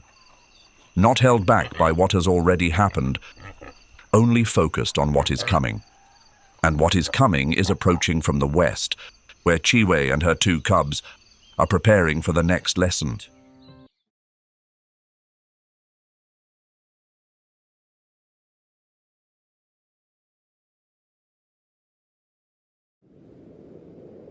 The land here rises like an ancient stone carpet, with an average elevation of about 1,580 meters above sea level.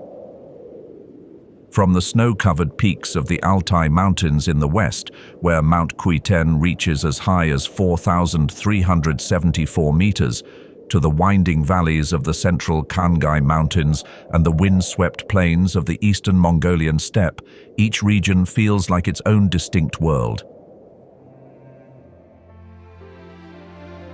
To the south lies the Gobi Desert, stretching vast and dry like an ocean of sand and stone, a place that has yielded some of the most significant dinosaur fossil discoveries on Earth. All of these landforms trace their origins back to tectonic activity that began millions of years ago, during the early shaping of the Eurasian continent.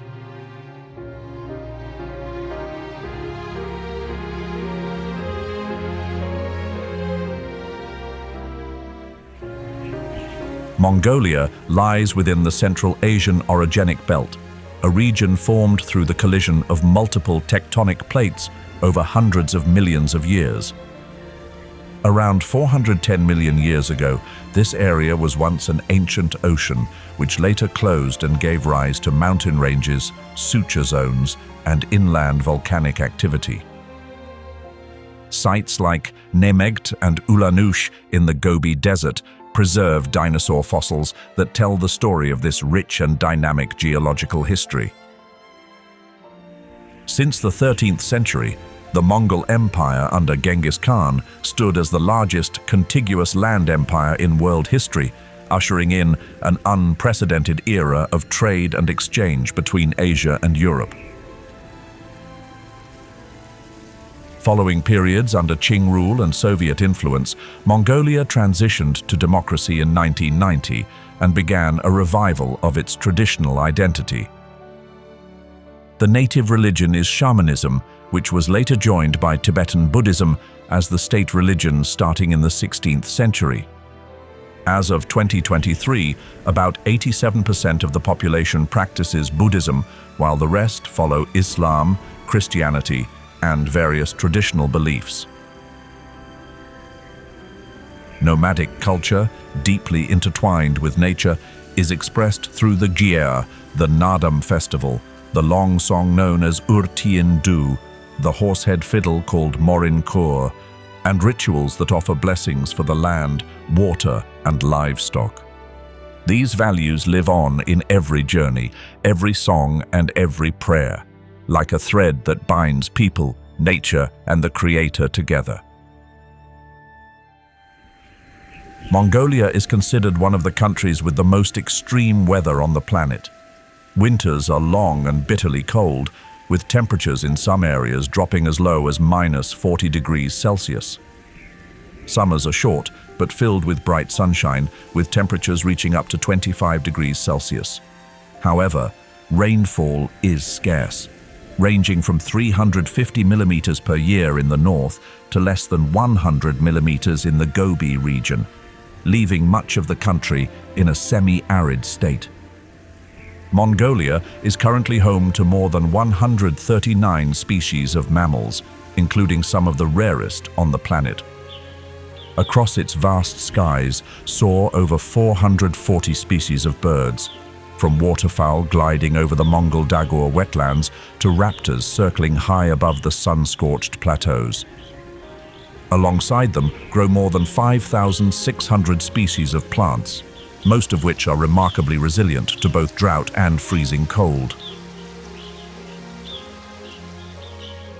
Located in the southern part of Mongolia and bordering China, the Gobi Desert is one of the world's most unique and arid ecological regions. Spanning over 1.3 million square kilometers, it is not only the largest desert in Asia, but also a classic semi-desert ecosystem where the landscape is shaped by rock, gravel, barren hills, and towering sand dunes. The extreme climate is the key factor that shapes all life here. The Gobi is defined by its ultra-arid conditions with average annual rainfall below 200 millimeters and dramatic temperature swings from minus 40 degrees Celsius in winter to over 45 degrees Celsius in summer. These extremes have forged a harsh environment where only species with exceptional physiological and behavioral adaptations are able to survive.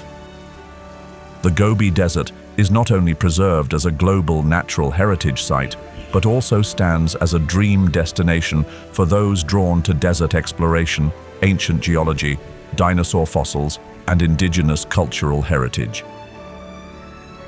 It is home to a variety of unique and endemic plant and animal species, including the wild Bactrian camel, often called the ghost of the Gobi, a rare and elusive presence in this vast and arid land. Unlike the domesticated camels commonly seen in nomadic regions, the wild Bactrian camel is a completely distinct species. Genetic evidence published in early 2024 in the journal Current Biology confirms that the two species diverged evolutionarily nearly 1 million years ago. In Mongolia, they are known as kavtgai, which means flat head. The name refers to the unique shape of the skull that sets them apart from their domesticated Bactrian relatives. The wild Bactrian camel is smaller and more slender than its domesticated counterpart. Its humps are lower and pointed, shaped like rolling desert hills, rather than the full, rounded humps seen in domestic camels.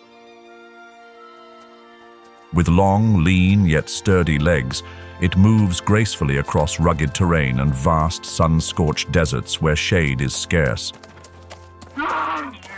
Its pale coat nearly reflects the daylight sun, helping to shield its body from the searing heat that can climb above 45 degrees Celsius during the summer. Even so, fewer than 1,000 wild Bactrian camels remain in the wild today. Roughly 600 have been recorded in remote regions of China, mainly around the Taklamakan Desert and Lop Nur area. In the southern stretches of the Gobi Desert in Mongolia, around 450 individuals continue their challenging journey of survival. According to the latest data from the International Union for Conservation of Nature and the Wild Camel Protection Foundation in early 2025, the wild Bactrian camel is currently listed as critically endangered, one of the highest levels of extinction risk for any mammal on Earth. Mining operations, expanding roads, and livestock grazing have drastically reduced the natural habitat of the wild Bactrian camel.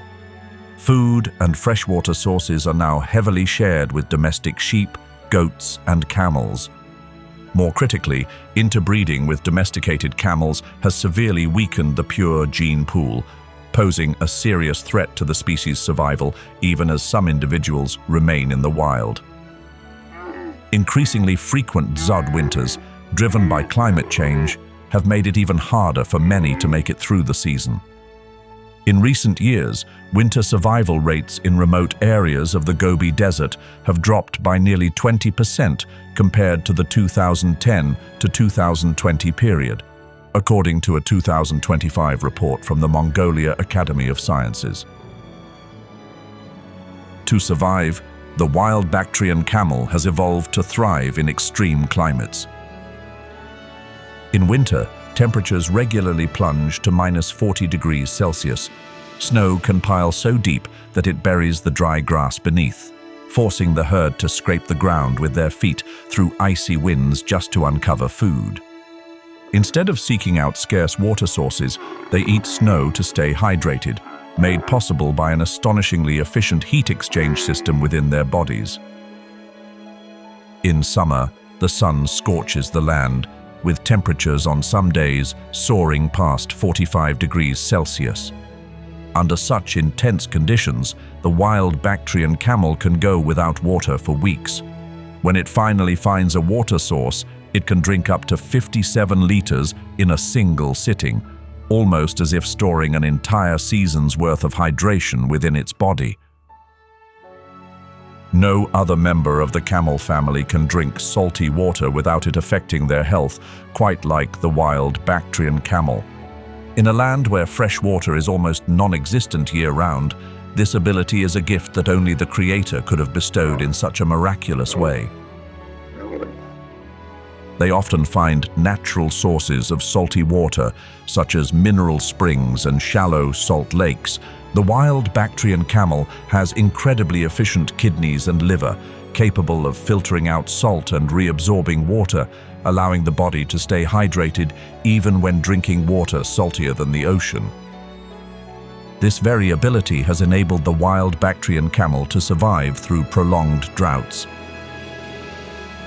The wild Bactrian camel eats whatever it can find: dry grasses, shrubs, thorny plants, even salt-rich vegetation, plants that many other animals simply cannot digest. This rugged diet is their way of sustaining the fragile plant cycle in the semi-desert ecosystem, playing a vital role in seed dispersal and helping to maintain the nutrient balance of the soil. The nomadic life of the wild Bactrian camel has no final destination, only one journey after another. They live in small herds of 6 to 20 individuals, constantly avoiding human presence and reacting sharply to any unfamiliar signals. When sensing a threat, especially from predators like the grey wolf, the herd scatters, each camel heading in a different direction to reduce the chances of being caught. Years of research using GPS tracking chips by the Wild Camel Protection Foundation reveal that these camels can travel hundreds of kilometers each year in search of food and water, sometimes even crossing treacherous mountain ranges along the way. Continuing southwest across Mongolia, where the layered borders between land and sky blur beneath snow-capped peaks, lies the Altai alpine meadow and tundra, a world that is quiet yet unforgiving. This region is the birthplace of many glaciers and headwater streams, supplying fresh water to the lower plains below. The Altai Mountains in western Mongolia are among the coldest mountain regions in Asia, where winters are long, temperatures often drop below -30 degrees Celsius, and snow blankets the land nearly year-round. At elevations ranging from 2,500 to over 4,000 meters, summers are short, cool, and highly unpredictable, with wide temperature swings between day and night, and frost appearing even in the middle of July. Cold winds, intense solar radiation, and low precipitation make this a harsh environment for life, one that only the most exceptionally resilient species can endure.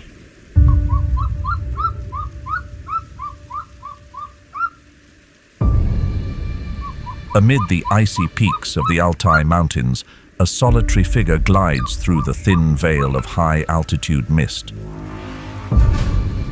It is the golden eagle, a legendary bird of prey, silently ruling the skies.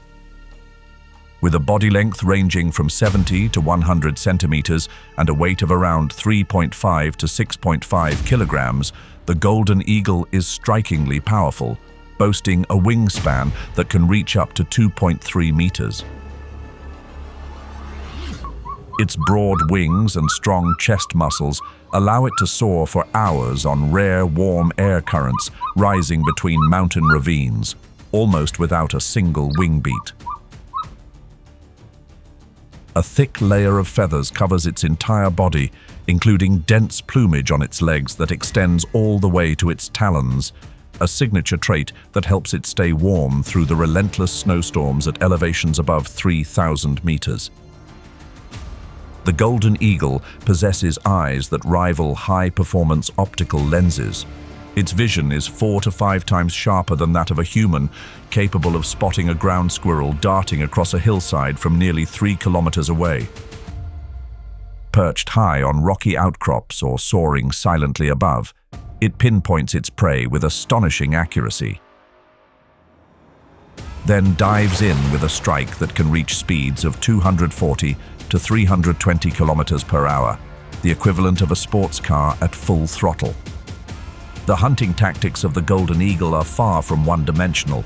Depending on the terrain and target, it may ambush from above, strike with a lightning-fast dive, or even hunt in pairs to break up a herd of prey.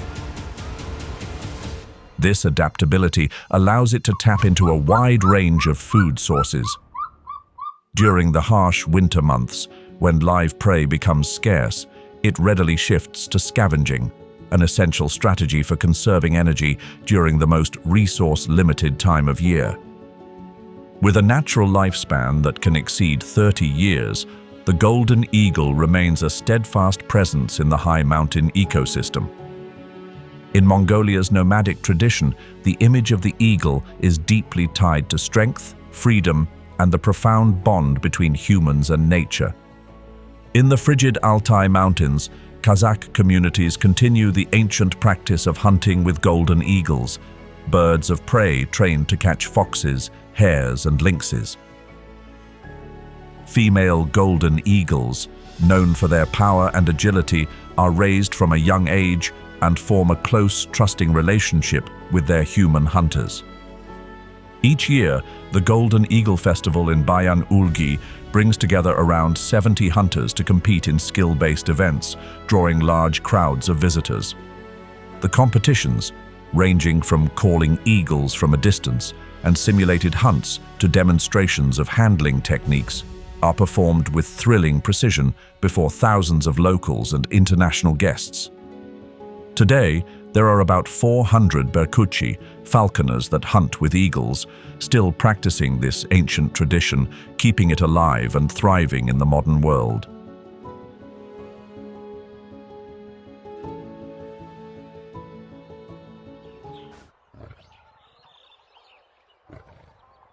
Spotted hyenas. These calculating hunters have gathered in the shade of ancient acacias. Hyenas are far more than scavengers. They are formidable hunters, in their own right, securing up to 70% of their food through active predation. Their eerie, cackling calls carry across the landscape. This is not amusement. It is a psychological tactic, a deliberate test of an opponent's nerve. They do not rush, they wait for the smallest lapse. The opportunity to claim what another predator worked hard to secure. The confrontation between apex hunters and nature's cleanup crew is a battle of wits that has played out across millions of years.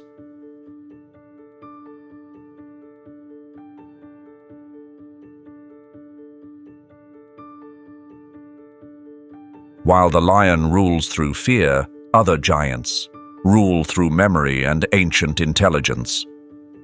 These are the gentle giants, keepers of a map that spans time, holding the deepest knowledge of where water lies. As the heat recedes, another force takes center stage, from the misty haze of memory. As the heat recedes, another force takes center stage from the misty haze of memory. Leading this herd is a wise matriarch, a living library of survival at the heart of the continent. Her decades of accumulated experience are not merely a gift. They are a life-saving map for every member of the family. Their footsteps, though weighing several tons, descend with a supernatural lightness, as if walking gently on fragile ground. The trunk, a structure of more than 40,000 muscle bundles, strong enough to knock over a mature tree, yet precise enough to pluck a single blade of grass. Imagine a limb with no bones and no joints that can lift more than 300 kilograms and also pick up a single peanut. That is the elephant's trunk. Beneath their thick and wrinkled skin lies a sophisticated climate control system that helps them withstand temperatures exceeding 38 degrees Celsius. Those wrinkles are not a sign of aging. They are cooling grooves that retain moisture and dissipate heat 10 times more effectively than smooth skin.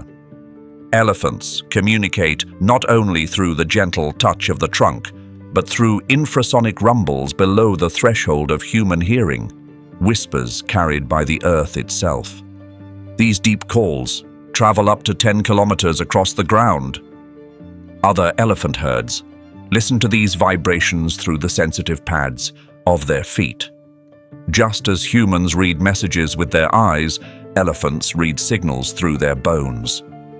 Ahead lies the Great Chobe River, a dangerous challenge on the journey toward life-sustaining water. The matriarch pauses at the water's edge, using her sensitive trunk to test the current and measure the depth. She has crossed this river dozens of times. Each crossing is etched deep into her memory, knowing like the back of her hand exactly where it is safe and where crocodiles lie in wait. The safety of the young calves is the absolute priority, as the herd slowly wades into the rushing waters. When the water rises above the calves' heads, their trunks reach straight upward, like snorkels. An adult elephant requires nearly 190 liters of water every single day. That is exactly why searching for water sources always remains a matter of ultimate survival. The fully grown adults form a rock-solid circle, shielding the next generation from the unseen threats lurking beneath the water's surface. The unity of this herd is their ultimate weapon, an invisible force that carries them through every hardship. After crossing the fierce Chobe, family members entwine their trunks together in a gesture of trust and shared victory. It is a powerful statement that togetherness is an unbreakable bond between these magnificent creatures.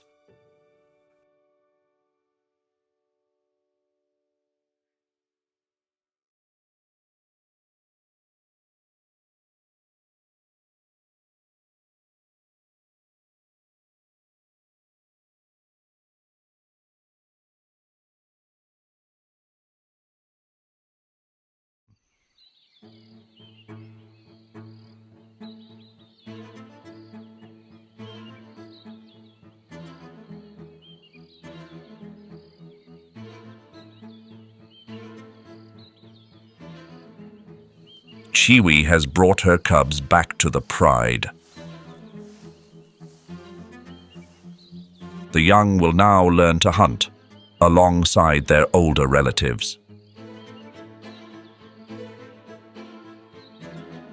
A lioness teaches by letting her cubs watch, then by letting them try. Today she dug out a warthog burrow, successful as usual. But today the aim is not to fill an empty stomach. This is an unexpected gift for the young.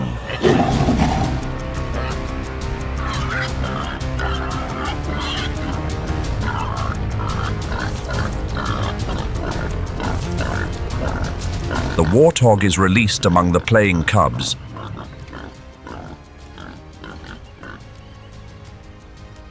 They approach with cautious intent, under Cheetah's watch. She must ensure the volatile prey does not injure any of her young.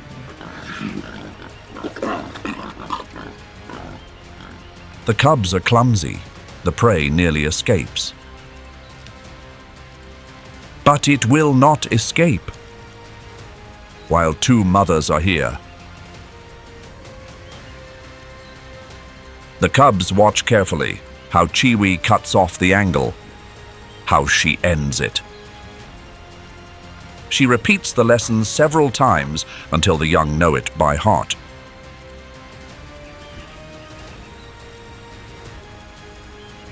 The cubs are growing fast under the care of the whole pride. The more physically developed among them always want to prove themselves. One of Chai's cubs has found what it believes is that opportunity. The tall, dry grass conceals everything except the head of the largest animals. Chai's cub sees movement.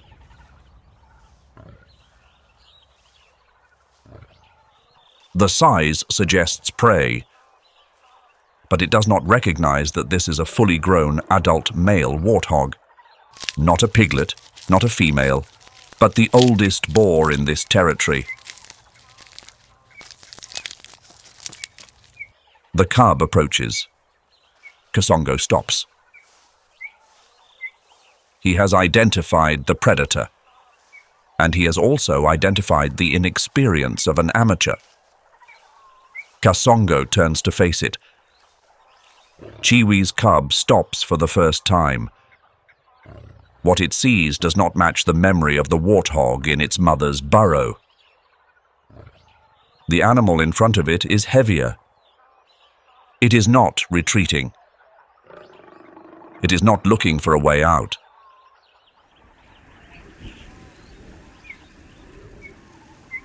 No time to react.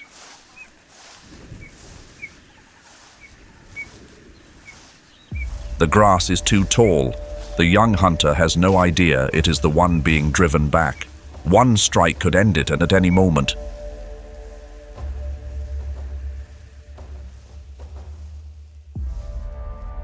Maternal instinct requires no calculation, but Kasongo does not stop because a second adversary has entered. He knows how to end this.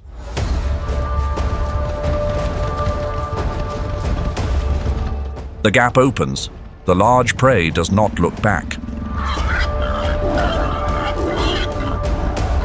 Kasongo disappears into the tall grass. They do not follow. There are prey animals whose cost of capture exceeds their value as a meal. This is a lesson Chiwi's cub will carry for life. 5 predators. The cheetah beaten by geometry. The wild dogs beaten by cost. The hyena beaten by calculation. The leopard won once. That is Kafue's law, not Bupe's failure. And the young lion has just learned that a seasoned warthog boar is nothing like the piglets in a burrow. This family is still here.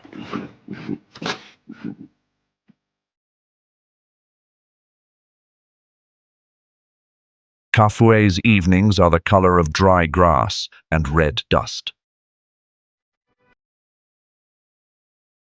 Bupe leads 6 young toward the water for the final time today. They are growing. In time, they will each need to learn to manage alone. This is not resilience by choice. This is how this species has endured across millions of years, with no alternative.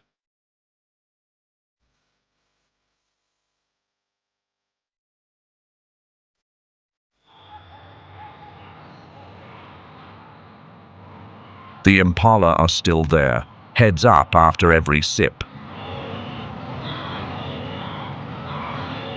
The golden puku wade at the edges, the zebra drink in clusters, taking turns at vigilance. Every species here ends the day this way, if they are fortunate. Bupe drinks. Nothing changes in the way she stands. Ears still sweeping, eyes still scanning. This is instinct. This is the thing that cannot be set aside. Tomorrow, Chiwi's cub will try again. Not with Kasongo, but with some other warthog on Kafue's open plains.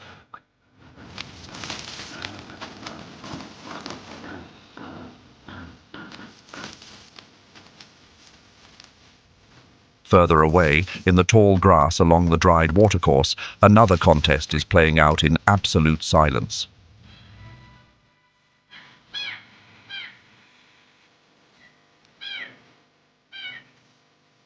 This is the serval, the cat with the largest ears and the longest legs relative to body size of any wild cat on Earth.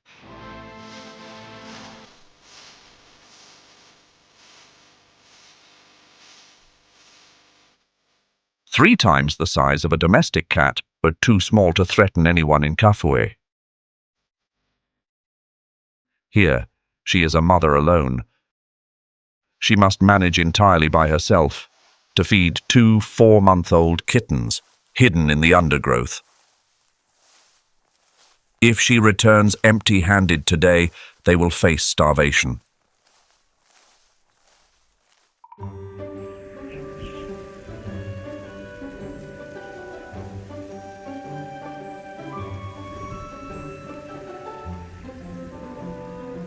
Time is running short as darkness falls.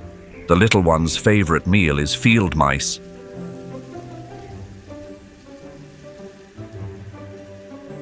But in the tall grass of the dry season, spotting a tiny target with the naked eye is like finding a needle in a haystack.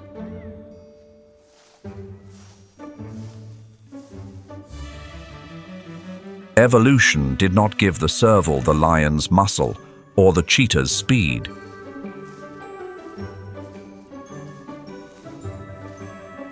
It gave her something else entirely: extraordinary hearing. Those oversized ears rotate continuously like twin radar dishes, filtering out the dry season wind to isolate a single frequency.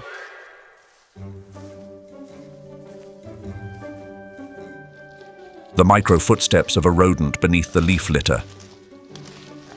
Not one sound escapes her. She has zeroed in on her target. A leap taller than a person, tracing a perfect arc through the air before driving both forepaws into the earth.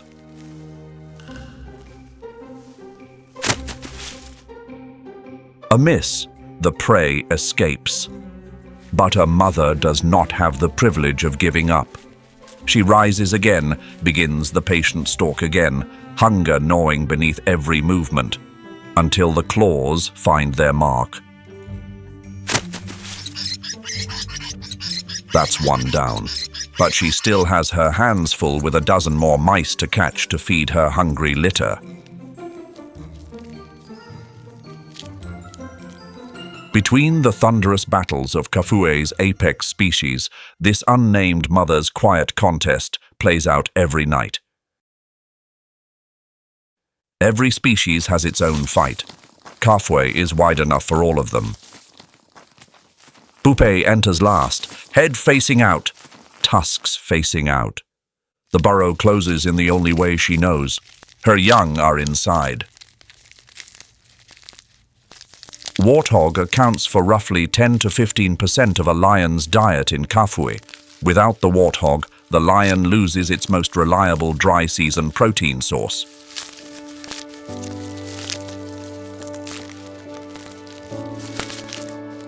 Without the lion, the warthog loses the pressure that makes 3 emergency exits necessary, and loses the sharpness that comes from needing them.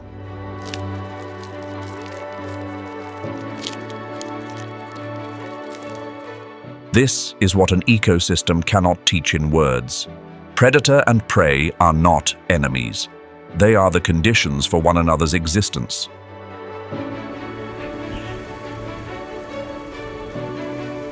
Kafue National Park, 22,400 square kilometers, Africa's second largest, is one of the few places remaining on Earth where this system still functions intact.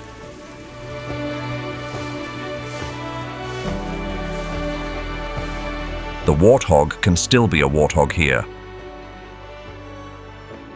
The cheetah can still be a cheetah, the wild dog, among Africa's most threatened species, still hunts the way it hunted before human beings appeared. But their numbers are declining, not because Kafue has changed, but because the edges of Kafue are under increasing pressure from outside. Bupe did not win today. She survived today. And in Kafue, survival is not the default outcome.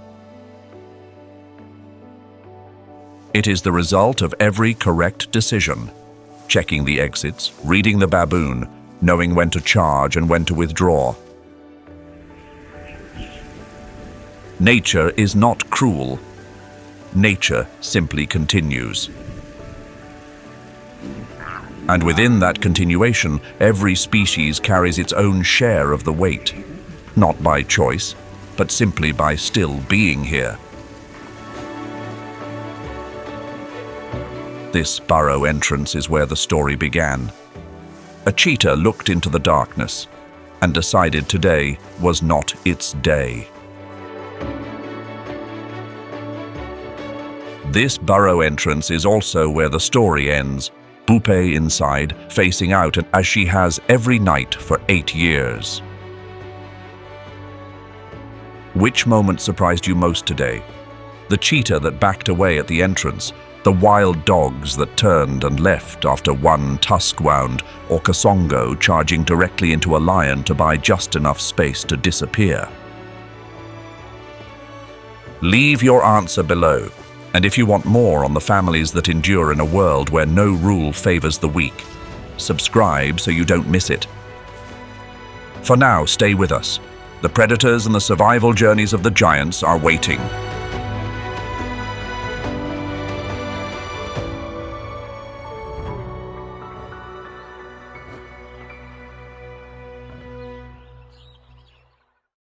Leaving the relative calm of the elephant world, another society comes into view, chaotic, dangerous, and ruthless.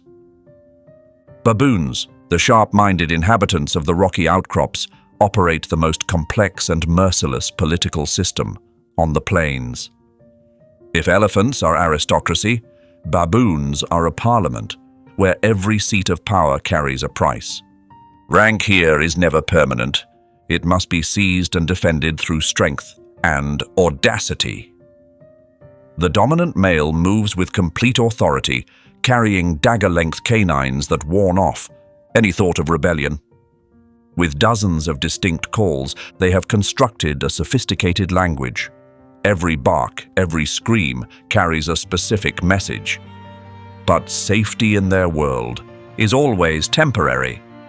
As darkness begins to drape over the towering cliffs, amidst the quiet chaos of the night, an exhausted calf accidentally falls behind the herd. A brief encounter with a lingering predator concludes in absolute silence, leaving a painful void for the coming day. The dawn brings an unsettling, somber ritual. The entire herd gathers around the remaining traces. Nobody is in a hurry, nobody walks away. They gently brush the ground with their trunks, a quiet farewell sent to a companion who has now departed. The matriarch stands right beside the remnants, longer than anyone else, her aged eyes gazing down, where only tracks remain. Scientists have documented elephants returning to visit the skeletal remains of departed members years later.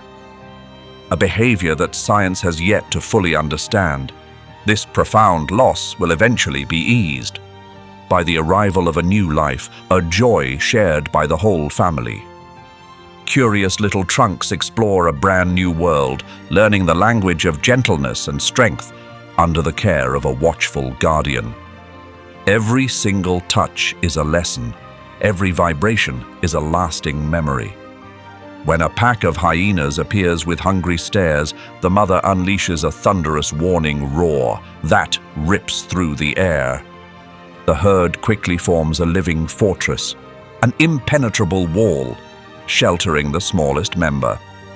As twilight settles in, their presence reshapes the landscape across a vast area.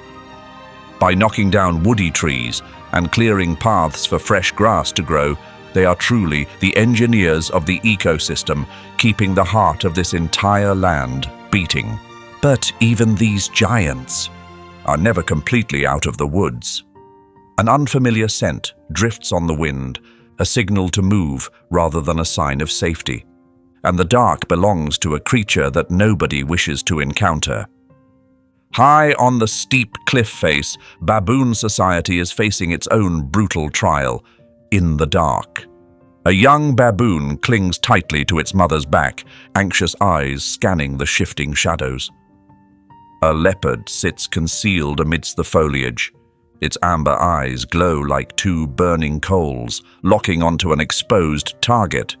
This spotted stalker possesses unbelievable power, capable of hauling prey twice its own body weight up into the treetops, much like a hunter hoisting a trophy onto a high perch. A sudden pounce, a blink of an eye. It is all over. Chaos erupts across the entire troop. Alarm cries pierce right through the night forest. A network of collective intelligence is activated, with each distinct sound carrying a specific meaning, revealing where the threat is, how far away, and how large.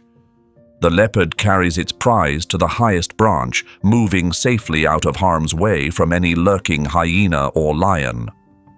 The death of one creature is the survival of another. Collective intelligence is the only thing that carries baboons through every night.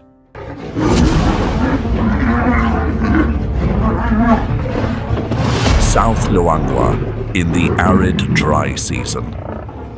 Hunger transforms the wilderness into a ruthless arena.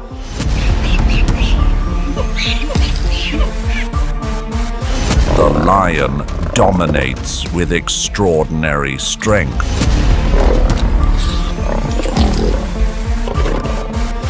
The hyena frantically scrambles for every scrap of bone.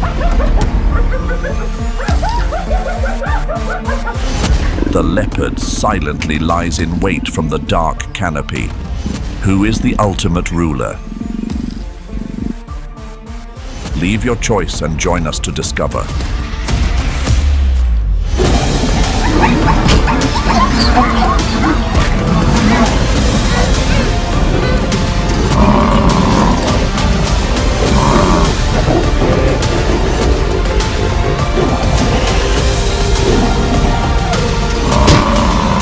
South Luangwa, full episode. Survival in the drought. According to 2024 data from Panthera and the IUCN Red List, the number of lions in Africa has declined by over 40% in the past 30 years, with an estimated total of only 20,000 to 25,000 individuals remaining in the wild. In Zambia, South Luangwa remains a bright spot thanks to dedicated conservation efforts, anti-poaching initiatives, satellite tracking of lion prides, and programs that raise awareness within local communities.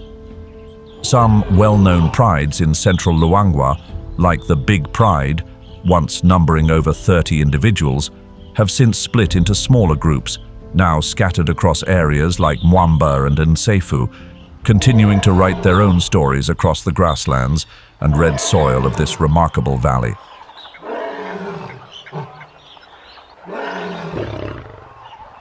Are you more impressed by the hunting prowess of the leopard or the lion? Please let us know your choice in the comments section.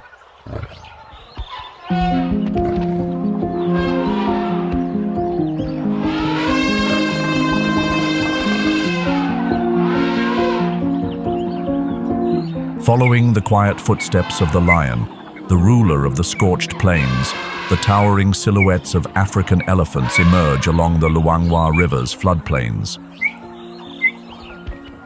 Slow-moving yet full of presence, they make their way toward the water, carrying with them the wisdom and herd instincts honed over thousands of generations.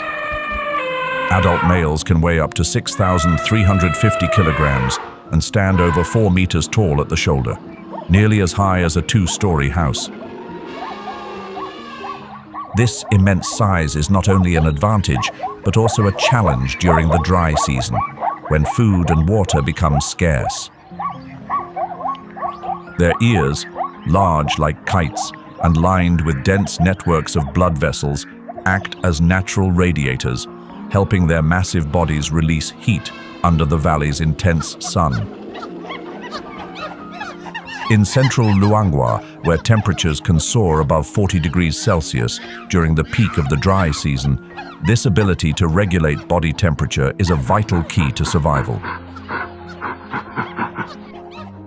The long, flexible trunk, made up of more than 40,000 individual muscles, is a multi-purpose tool that allows them to eat, drink, communicate, offer comfort or guidance through gentle touches, and even breathe while crossing deep stretches of river. Elephant tusks, in fact, are elongated upper incisors that grow throughout their lives. They are not just tools for digging water from dry hollows, but also for breaking trees, clearing paths through dense forest, or defending themselves from threats. In central Luangwa, where the Luangwa River becomes the sole lifeline during the dry season, the presence of elephants is far more than just part of the scenery. They carve out pathways through dense forest and mopan woodlands, creating passageways for smaller species to follow. Their movements topple trees and clear patches in the forest, making way for new vegetation to grow. With every journey, they disperse seeds through their dung, a form of planting that no other creature does quite as effectively. Recent studies by Elephant Voices and Fauna and Flora continue to confirm the remarkable intelligence of this species. They can remember routes to water sources that dried up years ago, distinguish dozens of different sounds in their environment, and use low-frequency vocalizations that can travel up to 10 kilometers to stay in contact with other groups. No GPS, no maps. Yet, elephant herds know every path, every waterhole, every potential threat across their vast territory. In elephant society, the matriarch is usually the oldest and most experienced female, like an elder who remembers even the harshest seasons of drought. The entire herd moves in step with her, from the youngest calves to the full-grown adults. When one of their own falls, the others often gather around, touching the body gently with their trunks in silence. Such behavior was once seen as mere instinct, but today, science recognizes it as a sign of emotional intelligence, something rare and profound in the animal kingdom. African elephant populations are declining rapidly in many regions due to poaching and habitat loss. According to data released by the World Wildlife Fund in 2024, the total number of African elephants across the continent is estimated at only around 415,000 individuals, a nearly 30% drop compared to 2 decades ago. But in the Luangwa region, where community-based conservation initiatives, armed ranger patrols, and GPS tracking technologies are working in unison, elephant herds still have a chance to continue writing their story.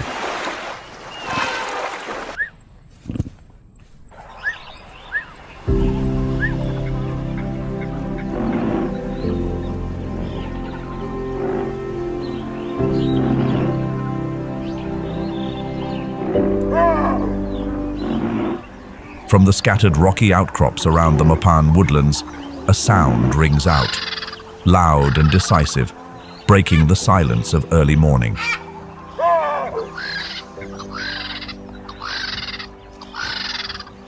It's the call of the Cape baboon, one of the largest, smartest, and most socially organized primates in southern Africa. They start their day with confidence and commotion, as if this land is their well-known domain, where every step has already been mapped out in their minds. In the Luangwa Valley, chacma baboons are commonly found around rocky highlands, forest edges, and buffer zones near the river. Adult males can weigh up to 40 kilograms and measure over 1.2 meters in length, nearly 3 times the average weight of a female. Their fur ranges from brownish gray to ash gray, sometimes with a thicker mane around the neck, helping them blend easily into the dusty red terrain, rocky outcrops, and short grasslands.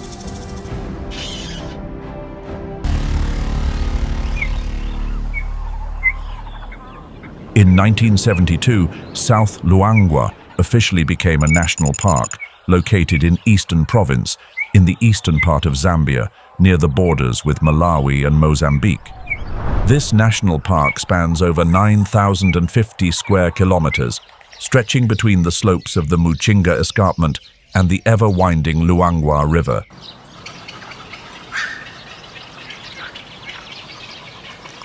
Central Luangwa is where life gathers around the Luangwa River. As the dry season stretches on, water recedes, turning the river into the sole lifeline. Settling mud and deposited silt give rise to old, weathered oxbow lakes, still brimming with life. All creatures are drawn to this place. Walking safaris in central Luangwa offer one of the most iconic experiences, where visitors trek 6 to 8 kilometers each day through forests and grasslands, following in the footsteps of wildlife. Guided by seasoned experts, every step becomes a quiet journey of discovery, a way of storytelling that no vehicle could ever reach.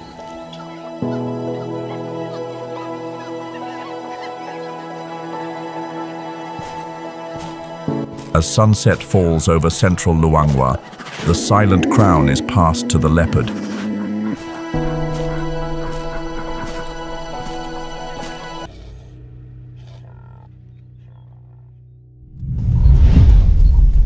Just as the impala herd retreats to the forest edge to escape the rising heat, the ground begins to tremble with a low, distant rumble.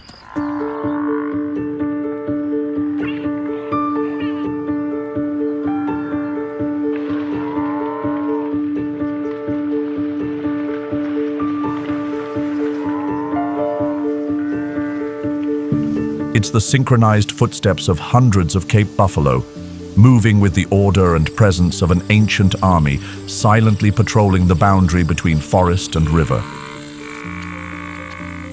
Cape buffalo are among the most powerfully built hoofed animals in Africa.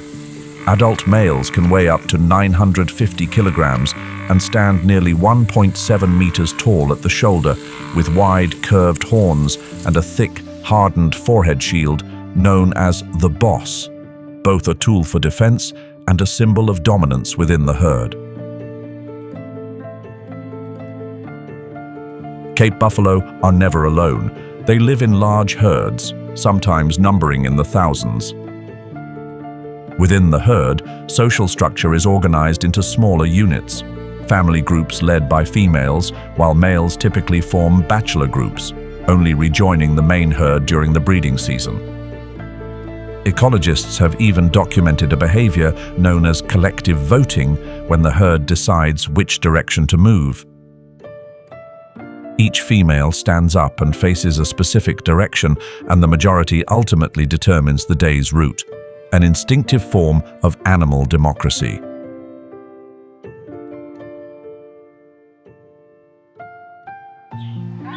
The diet of Cape buffalo consists mainly of grasses and soft-stemmed vegetation, making them highly dependent on moisture and the plant growing season. During the rainy season, food is abundant across the plains, but when the dry season sets in, they are forced to move closer to the Luangwa River, sometimes even swimming across crocodile-filled waters to reach grazing areas on the opposite bank. Their impressive swimming ability is a testament to both their muscular endurance and their unyielding drive to survive. In the wild, Cape buffalo have an average lifespan of about 15 to 25 years. A female carries her calf for approximately 11 months before giving birth. The newborn is closely protected by the herd, especially during its first months of life, when lions and hyenas often lurk near shallow water sources. Studies in South Luangwa have shown that calf survival rates heavily depend on the size and structure of the herd, supporting the idea that collective strength plays a vital role in the species' survival strategies. Though they rarely hunt, Cape buffalo have earned the nickname Black Death, a name born from their unpredictable nature and ability to launch sudden counterattacks when threatened. Few animals can drive a lion into retreat, but buffalo can, especially when they band together to fight back. It's a powerful reminder that in the wild, strength doesn't come only from claws and fangs, but also from unity and the fierce will to survive that the Creator has instilled in every living being He has made.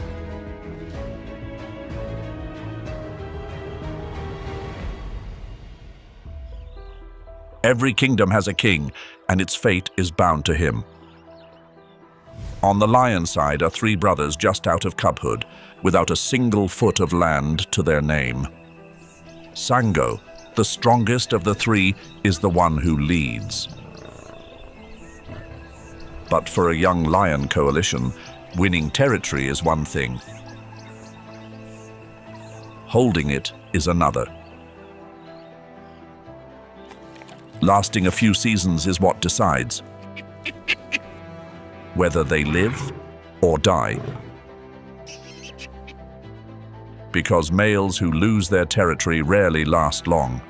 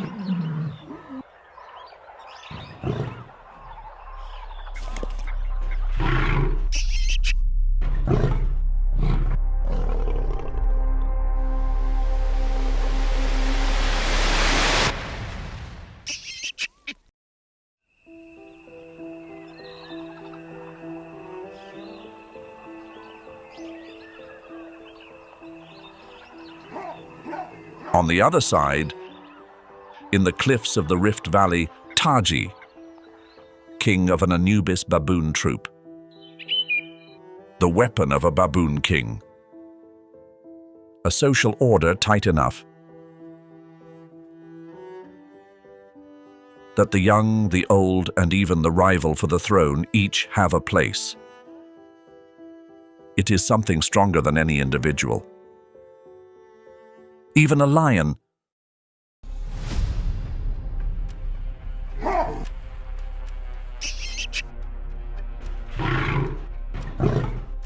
One face-off, then a retreat. And one final time, the truce shatters. In a way no one sees coming.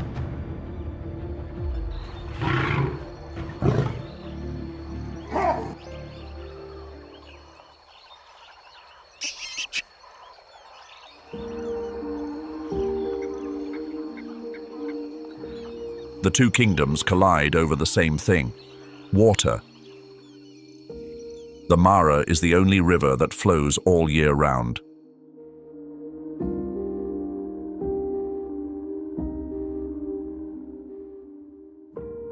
Lions come here to ambush because prey must come to drink. Baboons come because they too need water. The deeper into the dry season, the more the two territories overlap. And a collision becomes only a matter of time. The spark is already in place.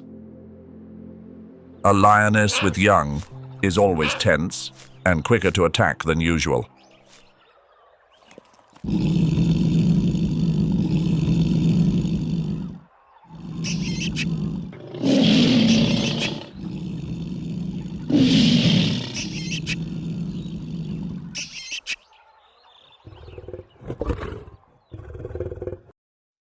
And her choice to den right at Taji's doorstep puts the two kingdoms on a collision course they cannot avoid.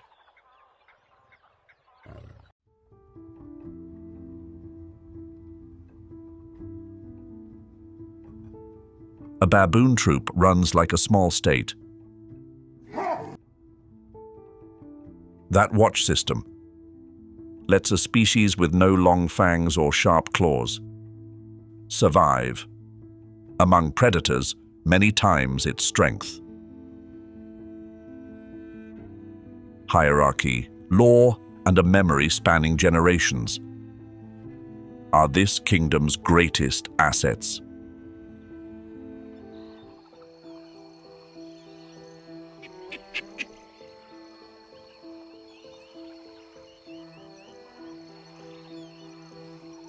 The young Prince Keto is learning that very order.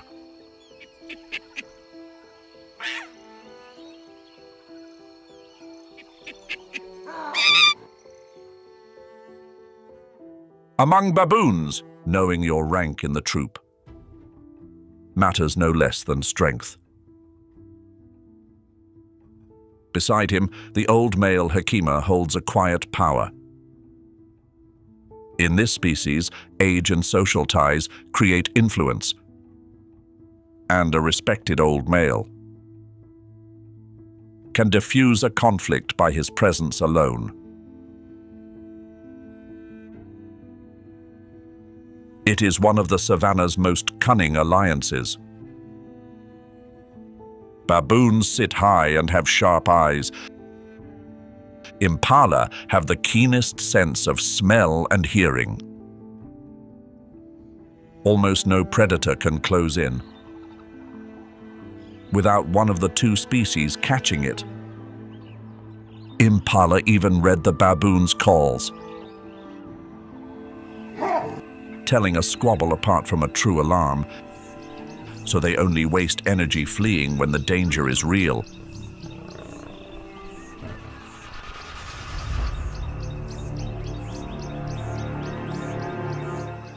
But that alliance hides a deadly truth. The Anubis baboon is no grazer. They are cunning, opportunistic hunters. The impala have no idea they are next to a hunter. In the breeding season, the alliance turns into a trap. A baboon can become a hunter, as cold as any leopard. Baboons pose no threat to adult impala, so the herd does not flee when the troop draws near.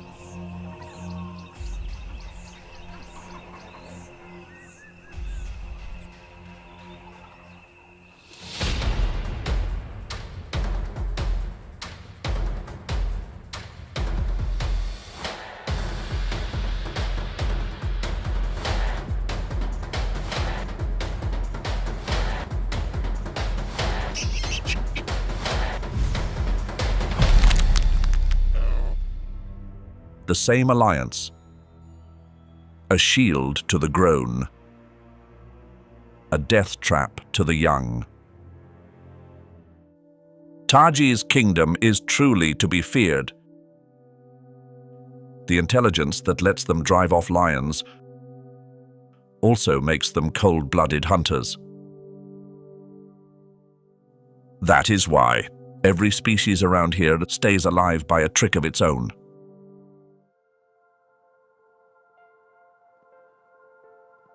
The klipspringer is the only antelope that walks on the tips of its hooves, able to grip and spring off slick rock and vanish in an instant.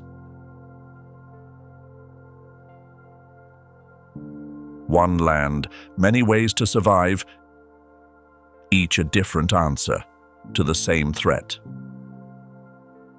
Even the gentlest-looking species has its weapon. The giraffe's long neck is not only for reaching high leaves, it is also a club. On this savanna, no species is ever truly safe.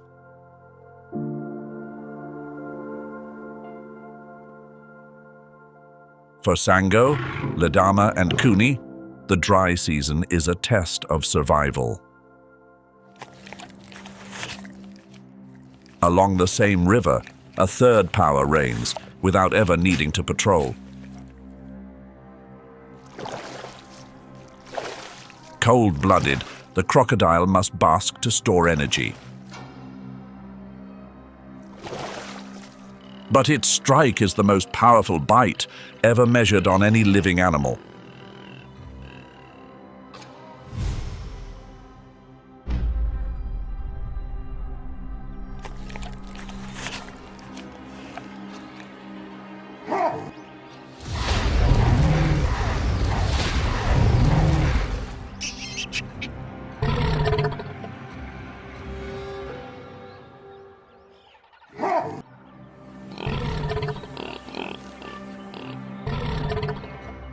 Both lion and baboon know to stay away from the water's edge.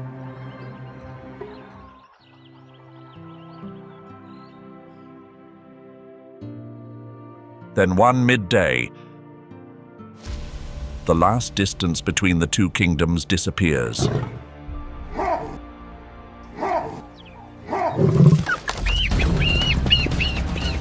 To the baboons, a golden shadow moving into their territory has only one meaning.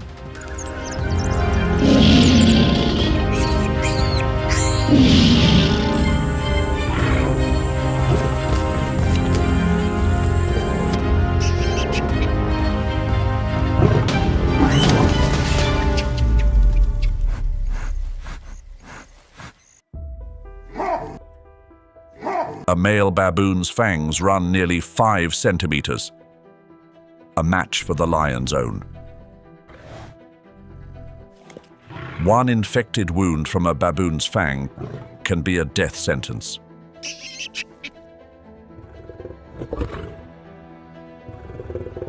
This time, intelligence and numbers win. But this balance will not hold forever. Next time, the one who comes may not come alone. The rivalry is set. Now it only needs time to grow.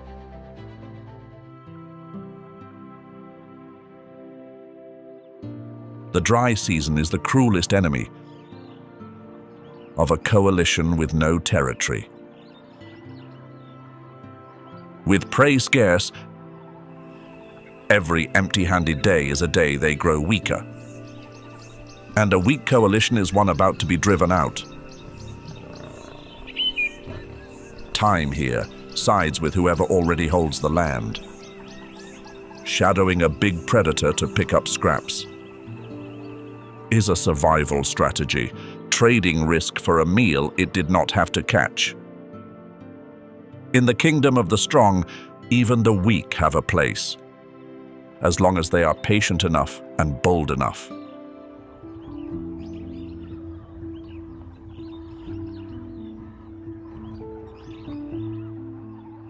A buffalo herd is no loose crowd.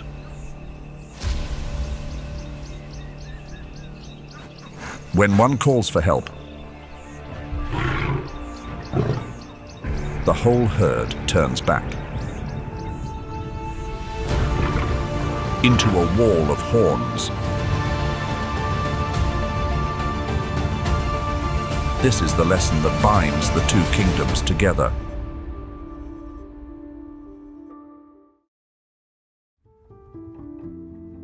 Before a community that stands as one,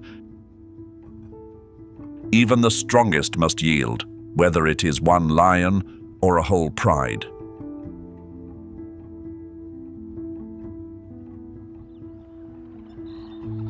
A grown hippo is all but untouchable, as long as it keeps its feet, and wanderers are no match for it.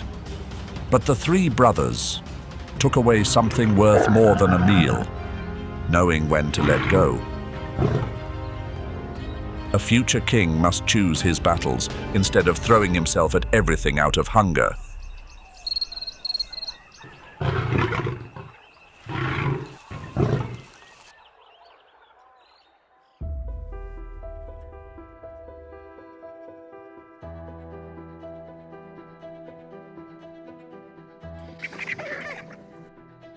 Meanwhile, Taji's greatest threat right now does not come from outside. Among baboons, kingship is never fixed. A male strong enough, ruthless enough, can topple the old king. In a baboon troop, power must be proven again and again. The way the males react to jury reveals the troop's inner politics.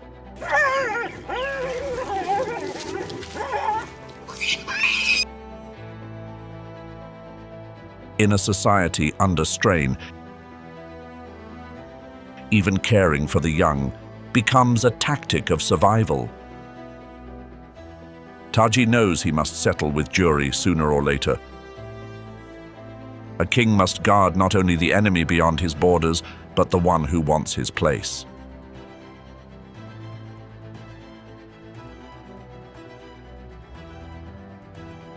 When a herd of elephants passes through, Quito learns a lesson not from fear, but from his mother's calm. Amani does not react to the elephants because she knows they are no threat. A store of knowledge handed down the generations teaches each generation of baboons which species to fear and which to ignore, so they never waste their vigilance in the wrong place.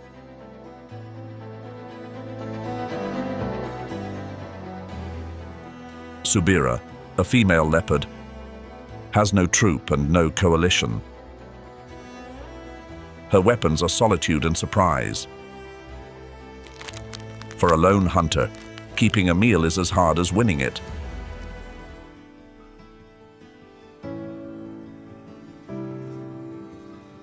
A cheetah can touch nearly 100 kilometers an hour in seconds.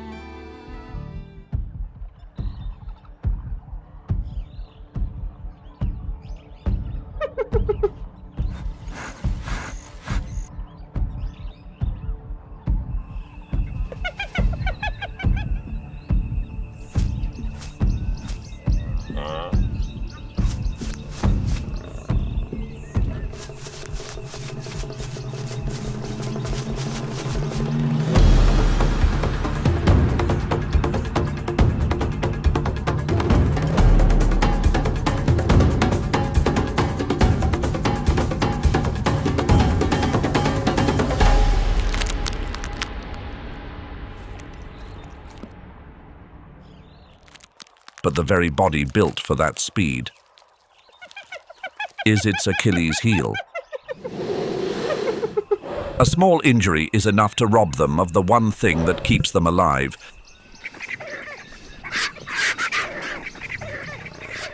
So cheetahs almost never risk a fight to hold a kill.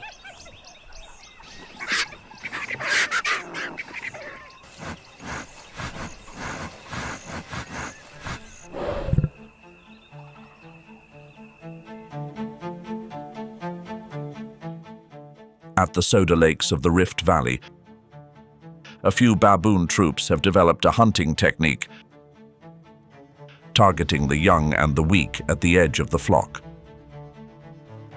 What matters is that this technique is learned and passed between individuals, not an inborn instinct.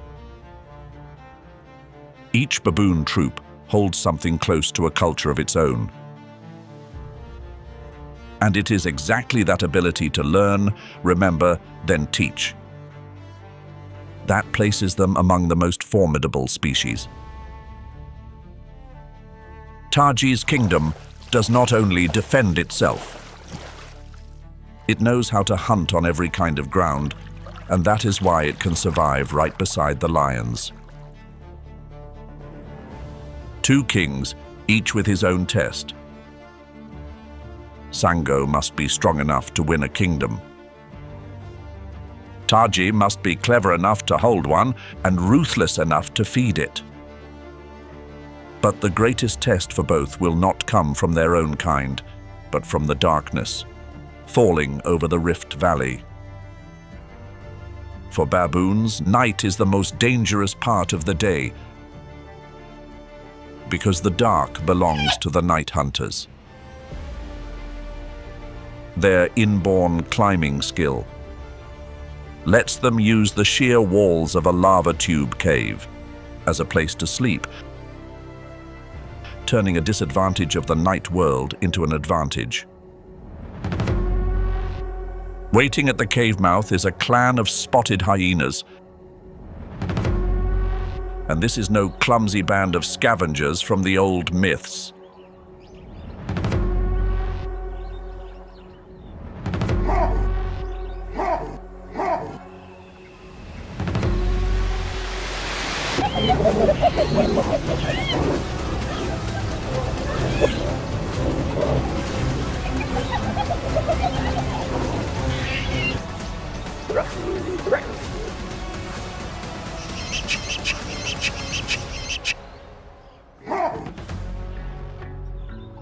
The night standoff lays bare the secret of Taji's survival. The hyenas can smell the prey but cannot climb, so the same cliff that was a doorway for the baboons becomes their fortress wall. The troop's strength lies not in beating its enemy, but in choosing a place to stand where the enemy cannot follow. This is the lesson that will return to decide the whole story.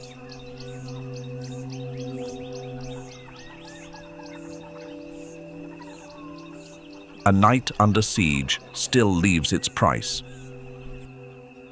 One male is wounded, but it is the troop's response that matters. Instead of abandoning the weak as many species do, the baboons gather around the wounded male. And under the shelter of the crowd, he will most likely live.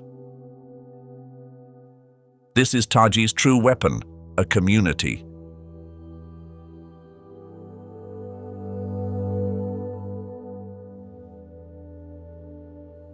High above, another network decides who eats. That network runs both ways. And most important of all, most of what vultures eat is animals that died of natural causes. Together with the marabou, they strip the dead clean and keep disease from sweeping across the savannah. Without them, the kingdom of predators would drown in the very death it creates.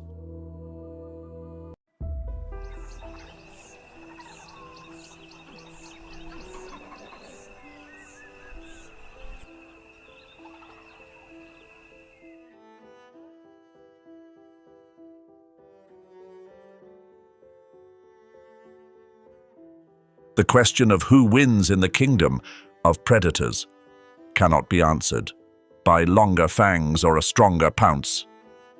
The lion's strength is real, but the very muscle that makes that strength also chains it to the ground. The baboon's intelligence is real too, and it lets a physically weaker species choose the ground, choose the moment, and turn numbers into a weapon. Two opposite strategies coexist on one land, not out of peace, but because ecological balance forces it. If the lion grew strong enough to sweep everything away, it too would starve once the prey ran out. If the baboon were perfectly safe, its numbers would explode and drain the land dry. It is precisely the tension between the two kingdoms that keeps the whole system alive. So this land belongs not to the strongest, but to the one who holds its proper place in a network larger than itself. And that network outlasts any individual. Kings come and go. Sango will grow old, and a younger coalition will arrive. Taji will hand the throne to Quito. What remains is not an animal, but the way the whole kingdom works, passed down through every generation. Humans have long been part of this picture. It was the Maasai living beside this land who named each animal after its character, long before there were cameras, because they understood what every lens still tries to capture. Here, each animal is not merely a creature, but a character in a story of survival, told and retold across thousands of years. Now it is your turn to judge. One side rules by fang and claw, The other endures through unity and cunning. Which kingdom do you think truly deserves to hold the crown in this predator kingdom? Leave your answer in the comments.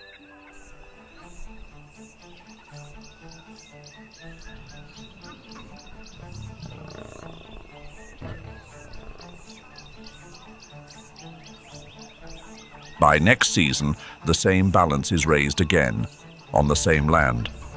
Both crowns are still held, not because one side won, but because both achieved the hardest thing in nature. Living beside an enemy you cannot defeat and turning that standoff into the very thing that keeps both alive. 3 times over the past 60 minutes, the two kingdoms tested each other, and each time the same truth was confirmed. On its own ground, intelligence and unity can stand firm against even the purest strength. This is not a story of the weak beating the strong, but of two different ways to survive, coexisting, because the land needs both. But the very kingdoms you have just seen stand at a fragile moment. The African lion is now listed as vulnerable, with only about 23,000 left in the wild, and its range has shrunk to a small fraction of what it once was. Kenya banned lion hunting back in 1977, but the fate of this entire land lies in the hands of the one species that stands outside all its struggles for the throne: us. Each season, the crown is put to the test again, and the land asks the old question once more. When strength meets intelligence, who deserves to be left standing at the end? Whose kingdom will it be next? But fire is not the only trial that life must endure. Somewhere else on the planet, another war is breaking out, where the enemy has no fang or claw, but is the cold itself. A howl rips across the Siberian sky, then another echo cuts through millions of snow-laden pines, slicing through air, frozen at -45 degrees Celsius. Then the whole forest shudders, not from the wind, but from life waking. At the very heart of death, the blizzard pours down from the north, sweeping across the taiga like a giant hand. That wipes away every trace. Visibility drops to a few feet. Through that white curtain, a huge dark shape looms into view. A moose? A creature weighing close to 1,000 pounds, about 450 kilograms, lowers its head against the skin-cutting wind. And just behind it, at the edge of the pines, a pair of amber eyes flares bright, then suddenly vanishes. The Siberian tiger is the largest cat on the planet, the ghost of the winter forest. But today, it does not attack. It waits, because in Siberia, patience is the deadliest weapon of all. The Russian winter does not merely freeze the ground, it rewrites every rule of survival. From the vast taiga to the Arctic tundra, from the ice-capped peaks to the hidden world deep beneath the snow, winter here lasts 7 long months and shows no mercy to anyone. But in a cold that can freeze metal solid, who is the true ruler? The answer lies not in strength, but in adaptation. And every creature in this forest is proving it in its own way. The winter sun falls on the taiga, a ribbon of pale gold laid evenly across millions of motionless pines. In this stillness, the real fight to survive is only beginning. The Siberian tiger, whose scientific name is Panthera tigris altaica, needs no flashy introduction. It is the lone king of the winter taiga, and the cold is its ally. The Siberian tiger's winter coat is twice as thick as its summer coat. Each hair is hollow inside, trapping heat like the most perfect insulation system in nature. Its body can endure temperatures, plunging to -50 degrees Celsius, a threshold at which even steel turns brittle and shatters. But it is sheer size that makes the Siberian tiger an absolute ruler. A grown male, weighs 272 kilograms and runs about 3 meters long, tail included. A single male's territory can span from 400 to 1,500 square miles, an area larger than a city. On the harshest winter days, when the temperature bottoms out and the snow piles 1.2 meters deep, the Siberian tiger becomes almost the only creature that dares to move across the ground. Its tracks pressed into the untouched snow, broad as a dinner plate, sunk deep but evenly spaced, are the only proof that the largest land predator in the world is still out patrolling its kingdom. Its orange and black stripes, perfect camouflage in the summer forest, turn faint in winter under a thin film of snow clinging to the fur. That turns the tiger into a gray-white ghost, gliding past the pines. Only around 750 Siberian tigers now live wild in Russia. The International Union for Conservation of Nature lists them as endangered, on the edge of running out. With every winter, the Siberian tiger's battle is not only against the cold, but against its own extinction. But in the tears of winter, power does not belong only to the loner. Some creatures understand that true strength lies in numbers. The wolf, whose scientific name is Canis lupus, is a perfect counterweight to the Siberian tiger. If the tiger is a lone king, the wolf is an army. In summer, wolves spread out into small family groups. But when the first blizzard sweeps across the tiger, an ancient instinct calls them back together. 5 to 15 animals, sometimes more, gather under the lead of the alpha pair, the only wolves allowed to breed, in the pack. Their howl is not merely a sound. It is the most sophisticated long-range communication system among land mammals. Each howl carries a unique frequency, carrying farther than 10 miles. Through the biting air of the tiger, summoning the pack's members from across the territory. And once the pack has mustered, the collective hunting machine swings into motion. Their favorite winter target is the moose, prey weighing 10 times more than a single wolf. Once the target is chosen, the chase begins. A moose runs faster than a wolf, but deep snow is the grazer's true enemy. Each step grows heavier. Every passing minute brings more exhaustion, and the wolves know how to wait. When the prey goes down, the feeding hierarchy kicks in at once. The alpha pair always eats first, then the beta wolves, and finally the lowest-ranking members. This order is not cruelty, it is strategy. The alpha pair must keep enough strength to breed, securing the whole pack's survival through winter. And in the fading half-light of the winter day, the howl rises again. It is a call to regroup, a confirmation that today the pack is still whole. The wolf's double coat, a soft inner layer for warmth, and a coarse outer layer to block the wind, lets them sleep out in the open, at minus 40 degrees Celsius with no shelter. The Siberian winter forges the bond within a wolf pack into something like steel. The packs that survive the harshest winters are the ones that are most united. But not every predator needs a pack. Deep in the silent taiga, one creature has turned solitude into a weapon. The Eurasian lynx is the real ghost of the Siberian pines. If the Siberian tiger relies on strength and the wolf on numbers, the lynx needs only one thing: absolute silence. Its mottled gray winter coat blends completely with the pine bark and moss-covered rock, making it nearly invisible when it holds still. But the lynx's deadliest weapon lies in its feet. Enormous paws, oversized for its body, spread its weight across the snow like natural snowshoes. The lynx moves across the snow, leaving almost no trace and not a sound. No disturbance, only a deadly approach.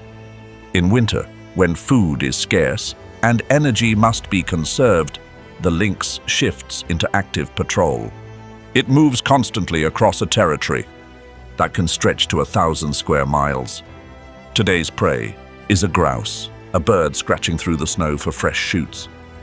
The lynx creeps slowly closer, but today luck is not on its side. The grouse beats its wings and bursts away before the lynx can strike. The distinctive black tufts at the tips of its ears are not for show, but antennas for catching sound. They let the lynx detect a noise from farther away than any cat of the same size. But the lynx is not the only creature that turns solitude into an advantage. In the snow-covered northern latitudes, another species is proving that cunning can sometimes outdo fang and claw. The Arctic fox is one of the creatures most perfectly adapted to cold on this planet. Its winter coat shifts from grayish-brown to pure white so perfectly that when the fox lies still, it vanishes completely into the snow. A compact body, short legs, small round ears, everything evolved to minimize the surface area that loses heat. And here is the most astonishing figure. The Arctic fox will not begin to shiver until the temperature drops below -70 degrees Celsius. That is a level of cold at which most mammals would already be dead. But warm fur is not enough without food. And on this frozen tundra, the Arctic fox has developed an extraordinary hunting technique, the mouse pounce. Head tilted, ears pricked, it listens for the tiny sounds of rodents moving beneath the snow. Then it springs high, plunging headfirst into the snow, punching through the hard crust of ice to seize the prey hidden below.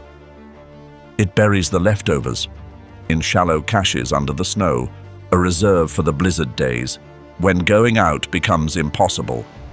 The Arctic fox's survival does not depend on strength or speed, but on intelligence and the ability to turn every chance into a meal. But if the Arctic fox is the specialist of the tundra, the red fox is the specialist of everywhere. The red fox also uses the mouse pounce, but with a secret that science is still trying to crack. It is theorized that the red fox can sense Earth's magnetic field and use it like a natural targeting system to pinpoint prey beneath the snow. But the red fox is more than a hunter. It is the ultimate opportunist, scavenging whatever the winter leaves behind. Perhaps it is this flexibility that explains why the red fox has the widest distribution of any member of the dog family. They are found from the taiga of Russia to the Sahara Desert, from the Arctic to the suburbs of Tokyo. On the coldest winter days, the red fox curls up at the base of a tree, wrapping its thick tail around its nose, forming a perfect, natural blanket of fur. Unlike any other dog, the red fox can partly retract its claws. This is a cat-like trait that helps it grip slick ice during a chase. The Russian winter is nature's oldest test, and every species on this land writes its own different answer.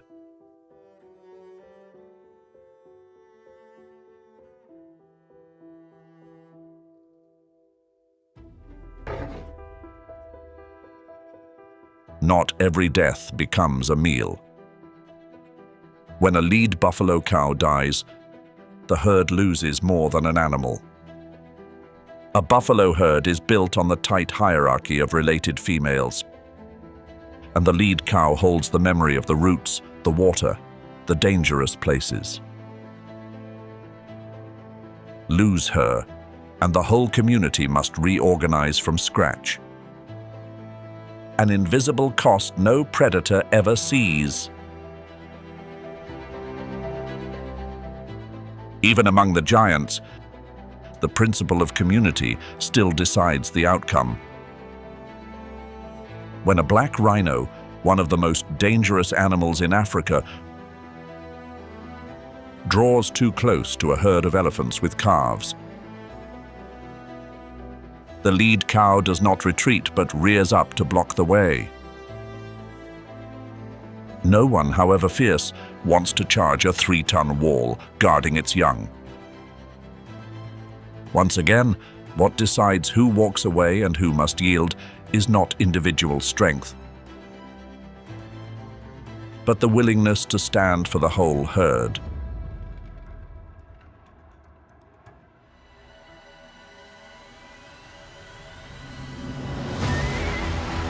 Then the Great Migration arrives, and it shifts the balance of the entire region. 1.5 million wildebeest, along with hundreds of thousands of zebra, cross nearly 800 kilometers in search of fresh grass.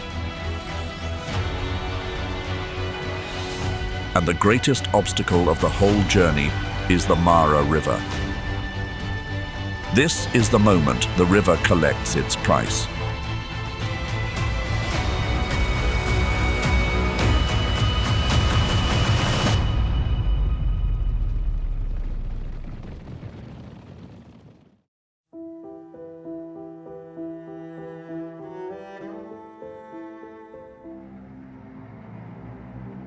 The crocodiles wait exactly where the herds always cross.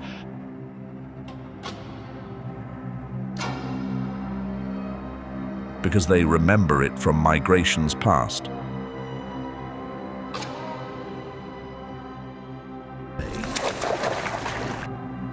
A single bite carries nearly 2,000 kilograms of force, and they work together to drag the prey under.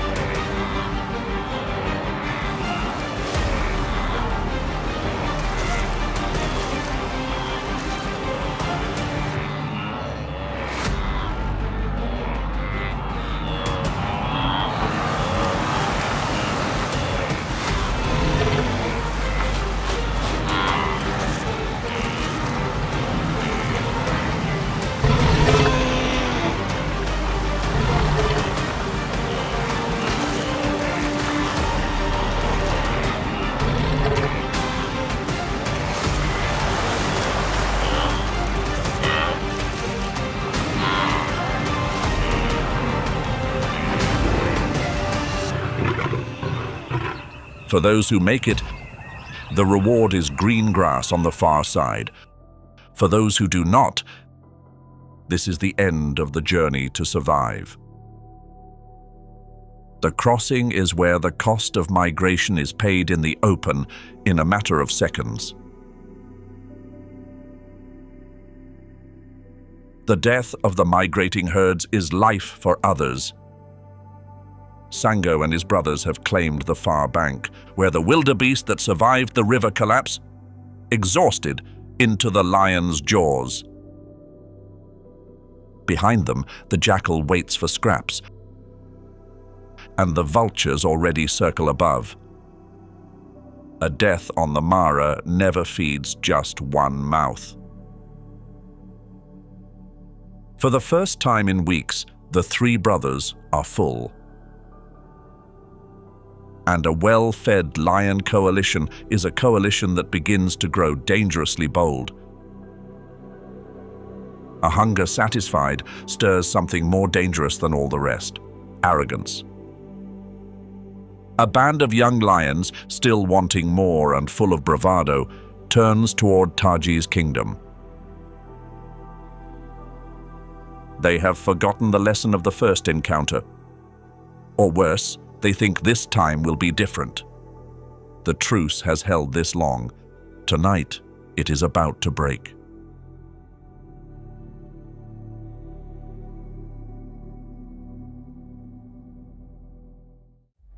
The truce breaks with no one declaring war.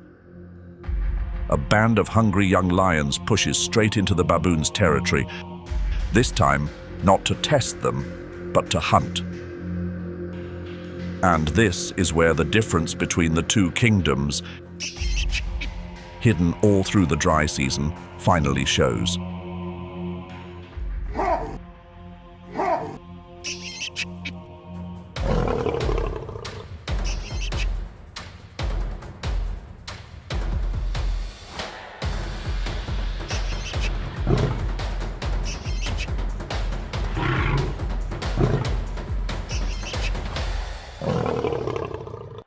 lion's body is a hunting machine perfected for the ground. And that is exactly what betrays it in the trees. When the young lions chase the troop up into the branches in the heat of the moment, they deliver themselves into the very terrain where they are most useless. The baboon is the opposite. Built with a toolkit evolved for exactly this world in the trees. Gripping thumbs on both hands and feet give them a hold the lion can only dream of. And more important still, they know how to turn objects into weapons, hurling sticks down like spears. This is the core difference between the two kingdoms. The lion has strength. The baboon has strength, intelligence, and a pair of hands that can grip. The lesson the young lions carry away is a lesson for life. Do not be foolish enough to take on baboons on their home ground. But the Lion Kingdom is not finished. And this time the one stepping forward is a seasoned hunter. Nuru does not make the young lion's mistake. Then the scales tip.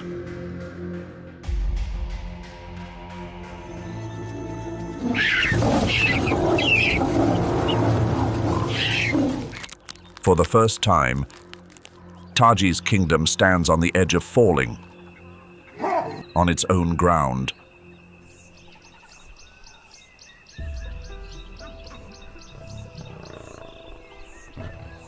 Taji returns to the unfinished fight for the throne.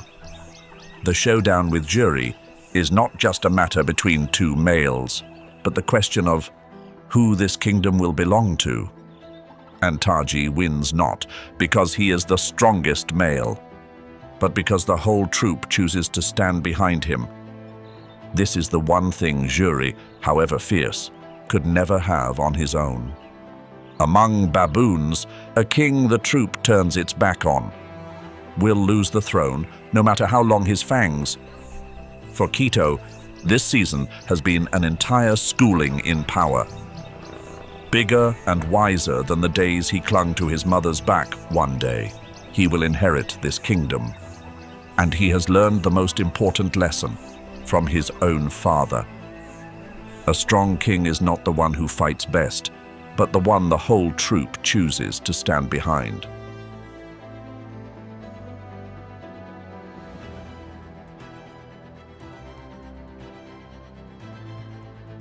On the other side, Sango has finally won what he chased all season. With the migration flooding back to feed a riverside territory, the three brothers, once drifters, become lords of the richest stretch of river in the region. But a lion's victory is never forever.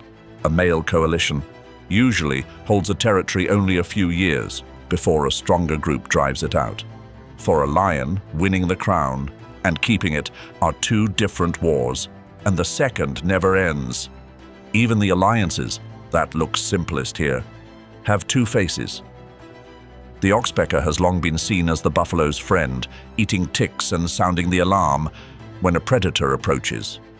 But recent studies show that the very same bird sometimes pecks at the host's open wounds to drink blood, keeping the wound from healing. The same bird is both a caretaker and a parasite, depending on the moment. In Kenya, even friendship is rarely pure, and every alliance carries a price. And while the two kingdoms fight over one stretch of land, Kenya runs on far beyond them, with countless other thrones. At Lake Nakuru, flamingos survive on a gift of their own, filtering algae from saltwater almost toxic to every other species, turning a dead environment into a banquet all their own. Beside them, the white rhino is proof that some thrones are held only by humans, a species once on the brink of extinction, now brought back through the work of protection. Each region of Kenya has a king of its own. King of the Savannah is the lion, King of the cliffs is the baboon. King of the sky above the lakes is the eagle. All of it weaves into one larger kingdom where no throne stands apart, because death in one place feeds life in another, and the balance of the whole system rests on every link. At season's end, the land returns to what it always was: two kingdoms, a tense balance, a new truce, as fragile as the old. Neither side can wipe out the other, and that is not a defeat for either, but the very condition for both to exist. Each king keeps the crown. That is his own until next season, when everything is put to the test once more.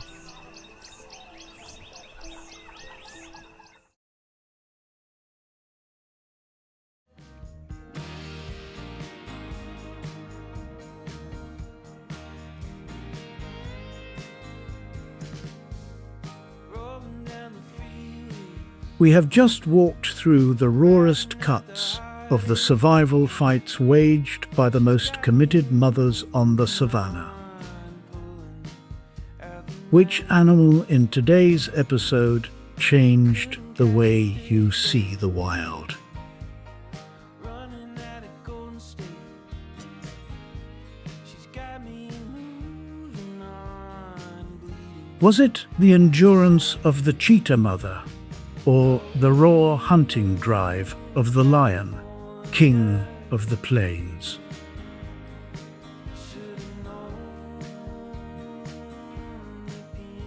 Leave your own take in the comments. Your understanding is the truest thank you these wild animals can receive. Do not forget to hit like and subscribe so you can come with me on the next trips into the field, where we keep decoding the most hidden survival codes out there. And if you want to explore more wild species, keep going with Win or Die, full episode, Deadliest Battles for Survival, or Lion Attack, the Mapogo Battle for Survival.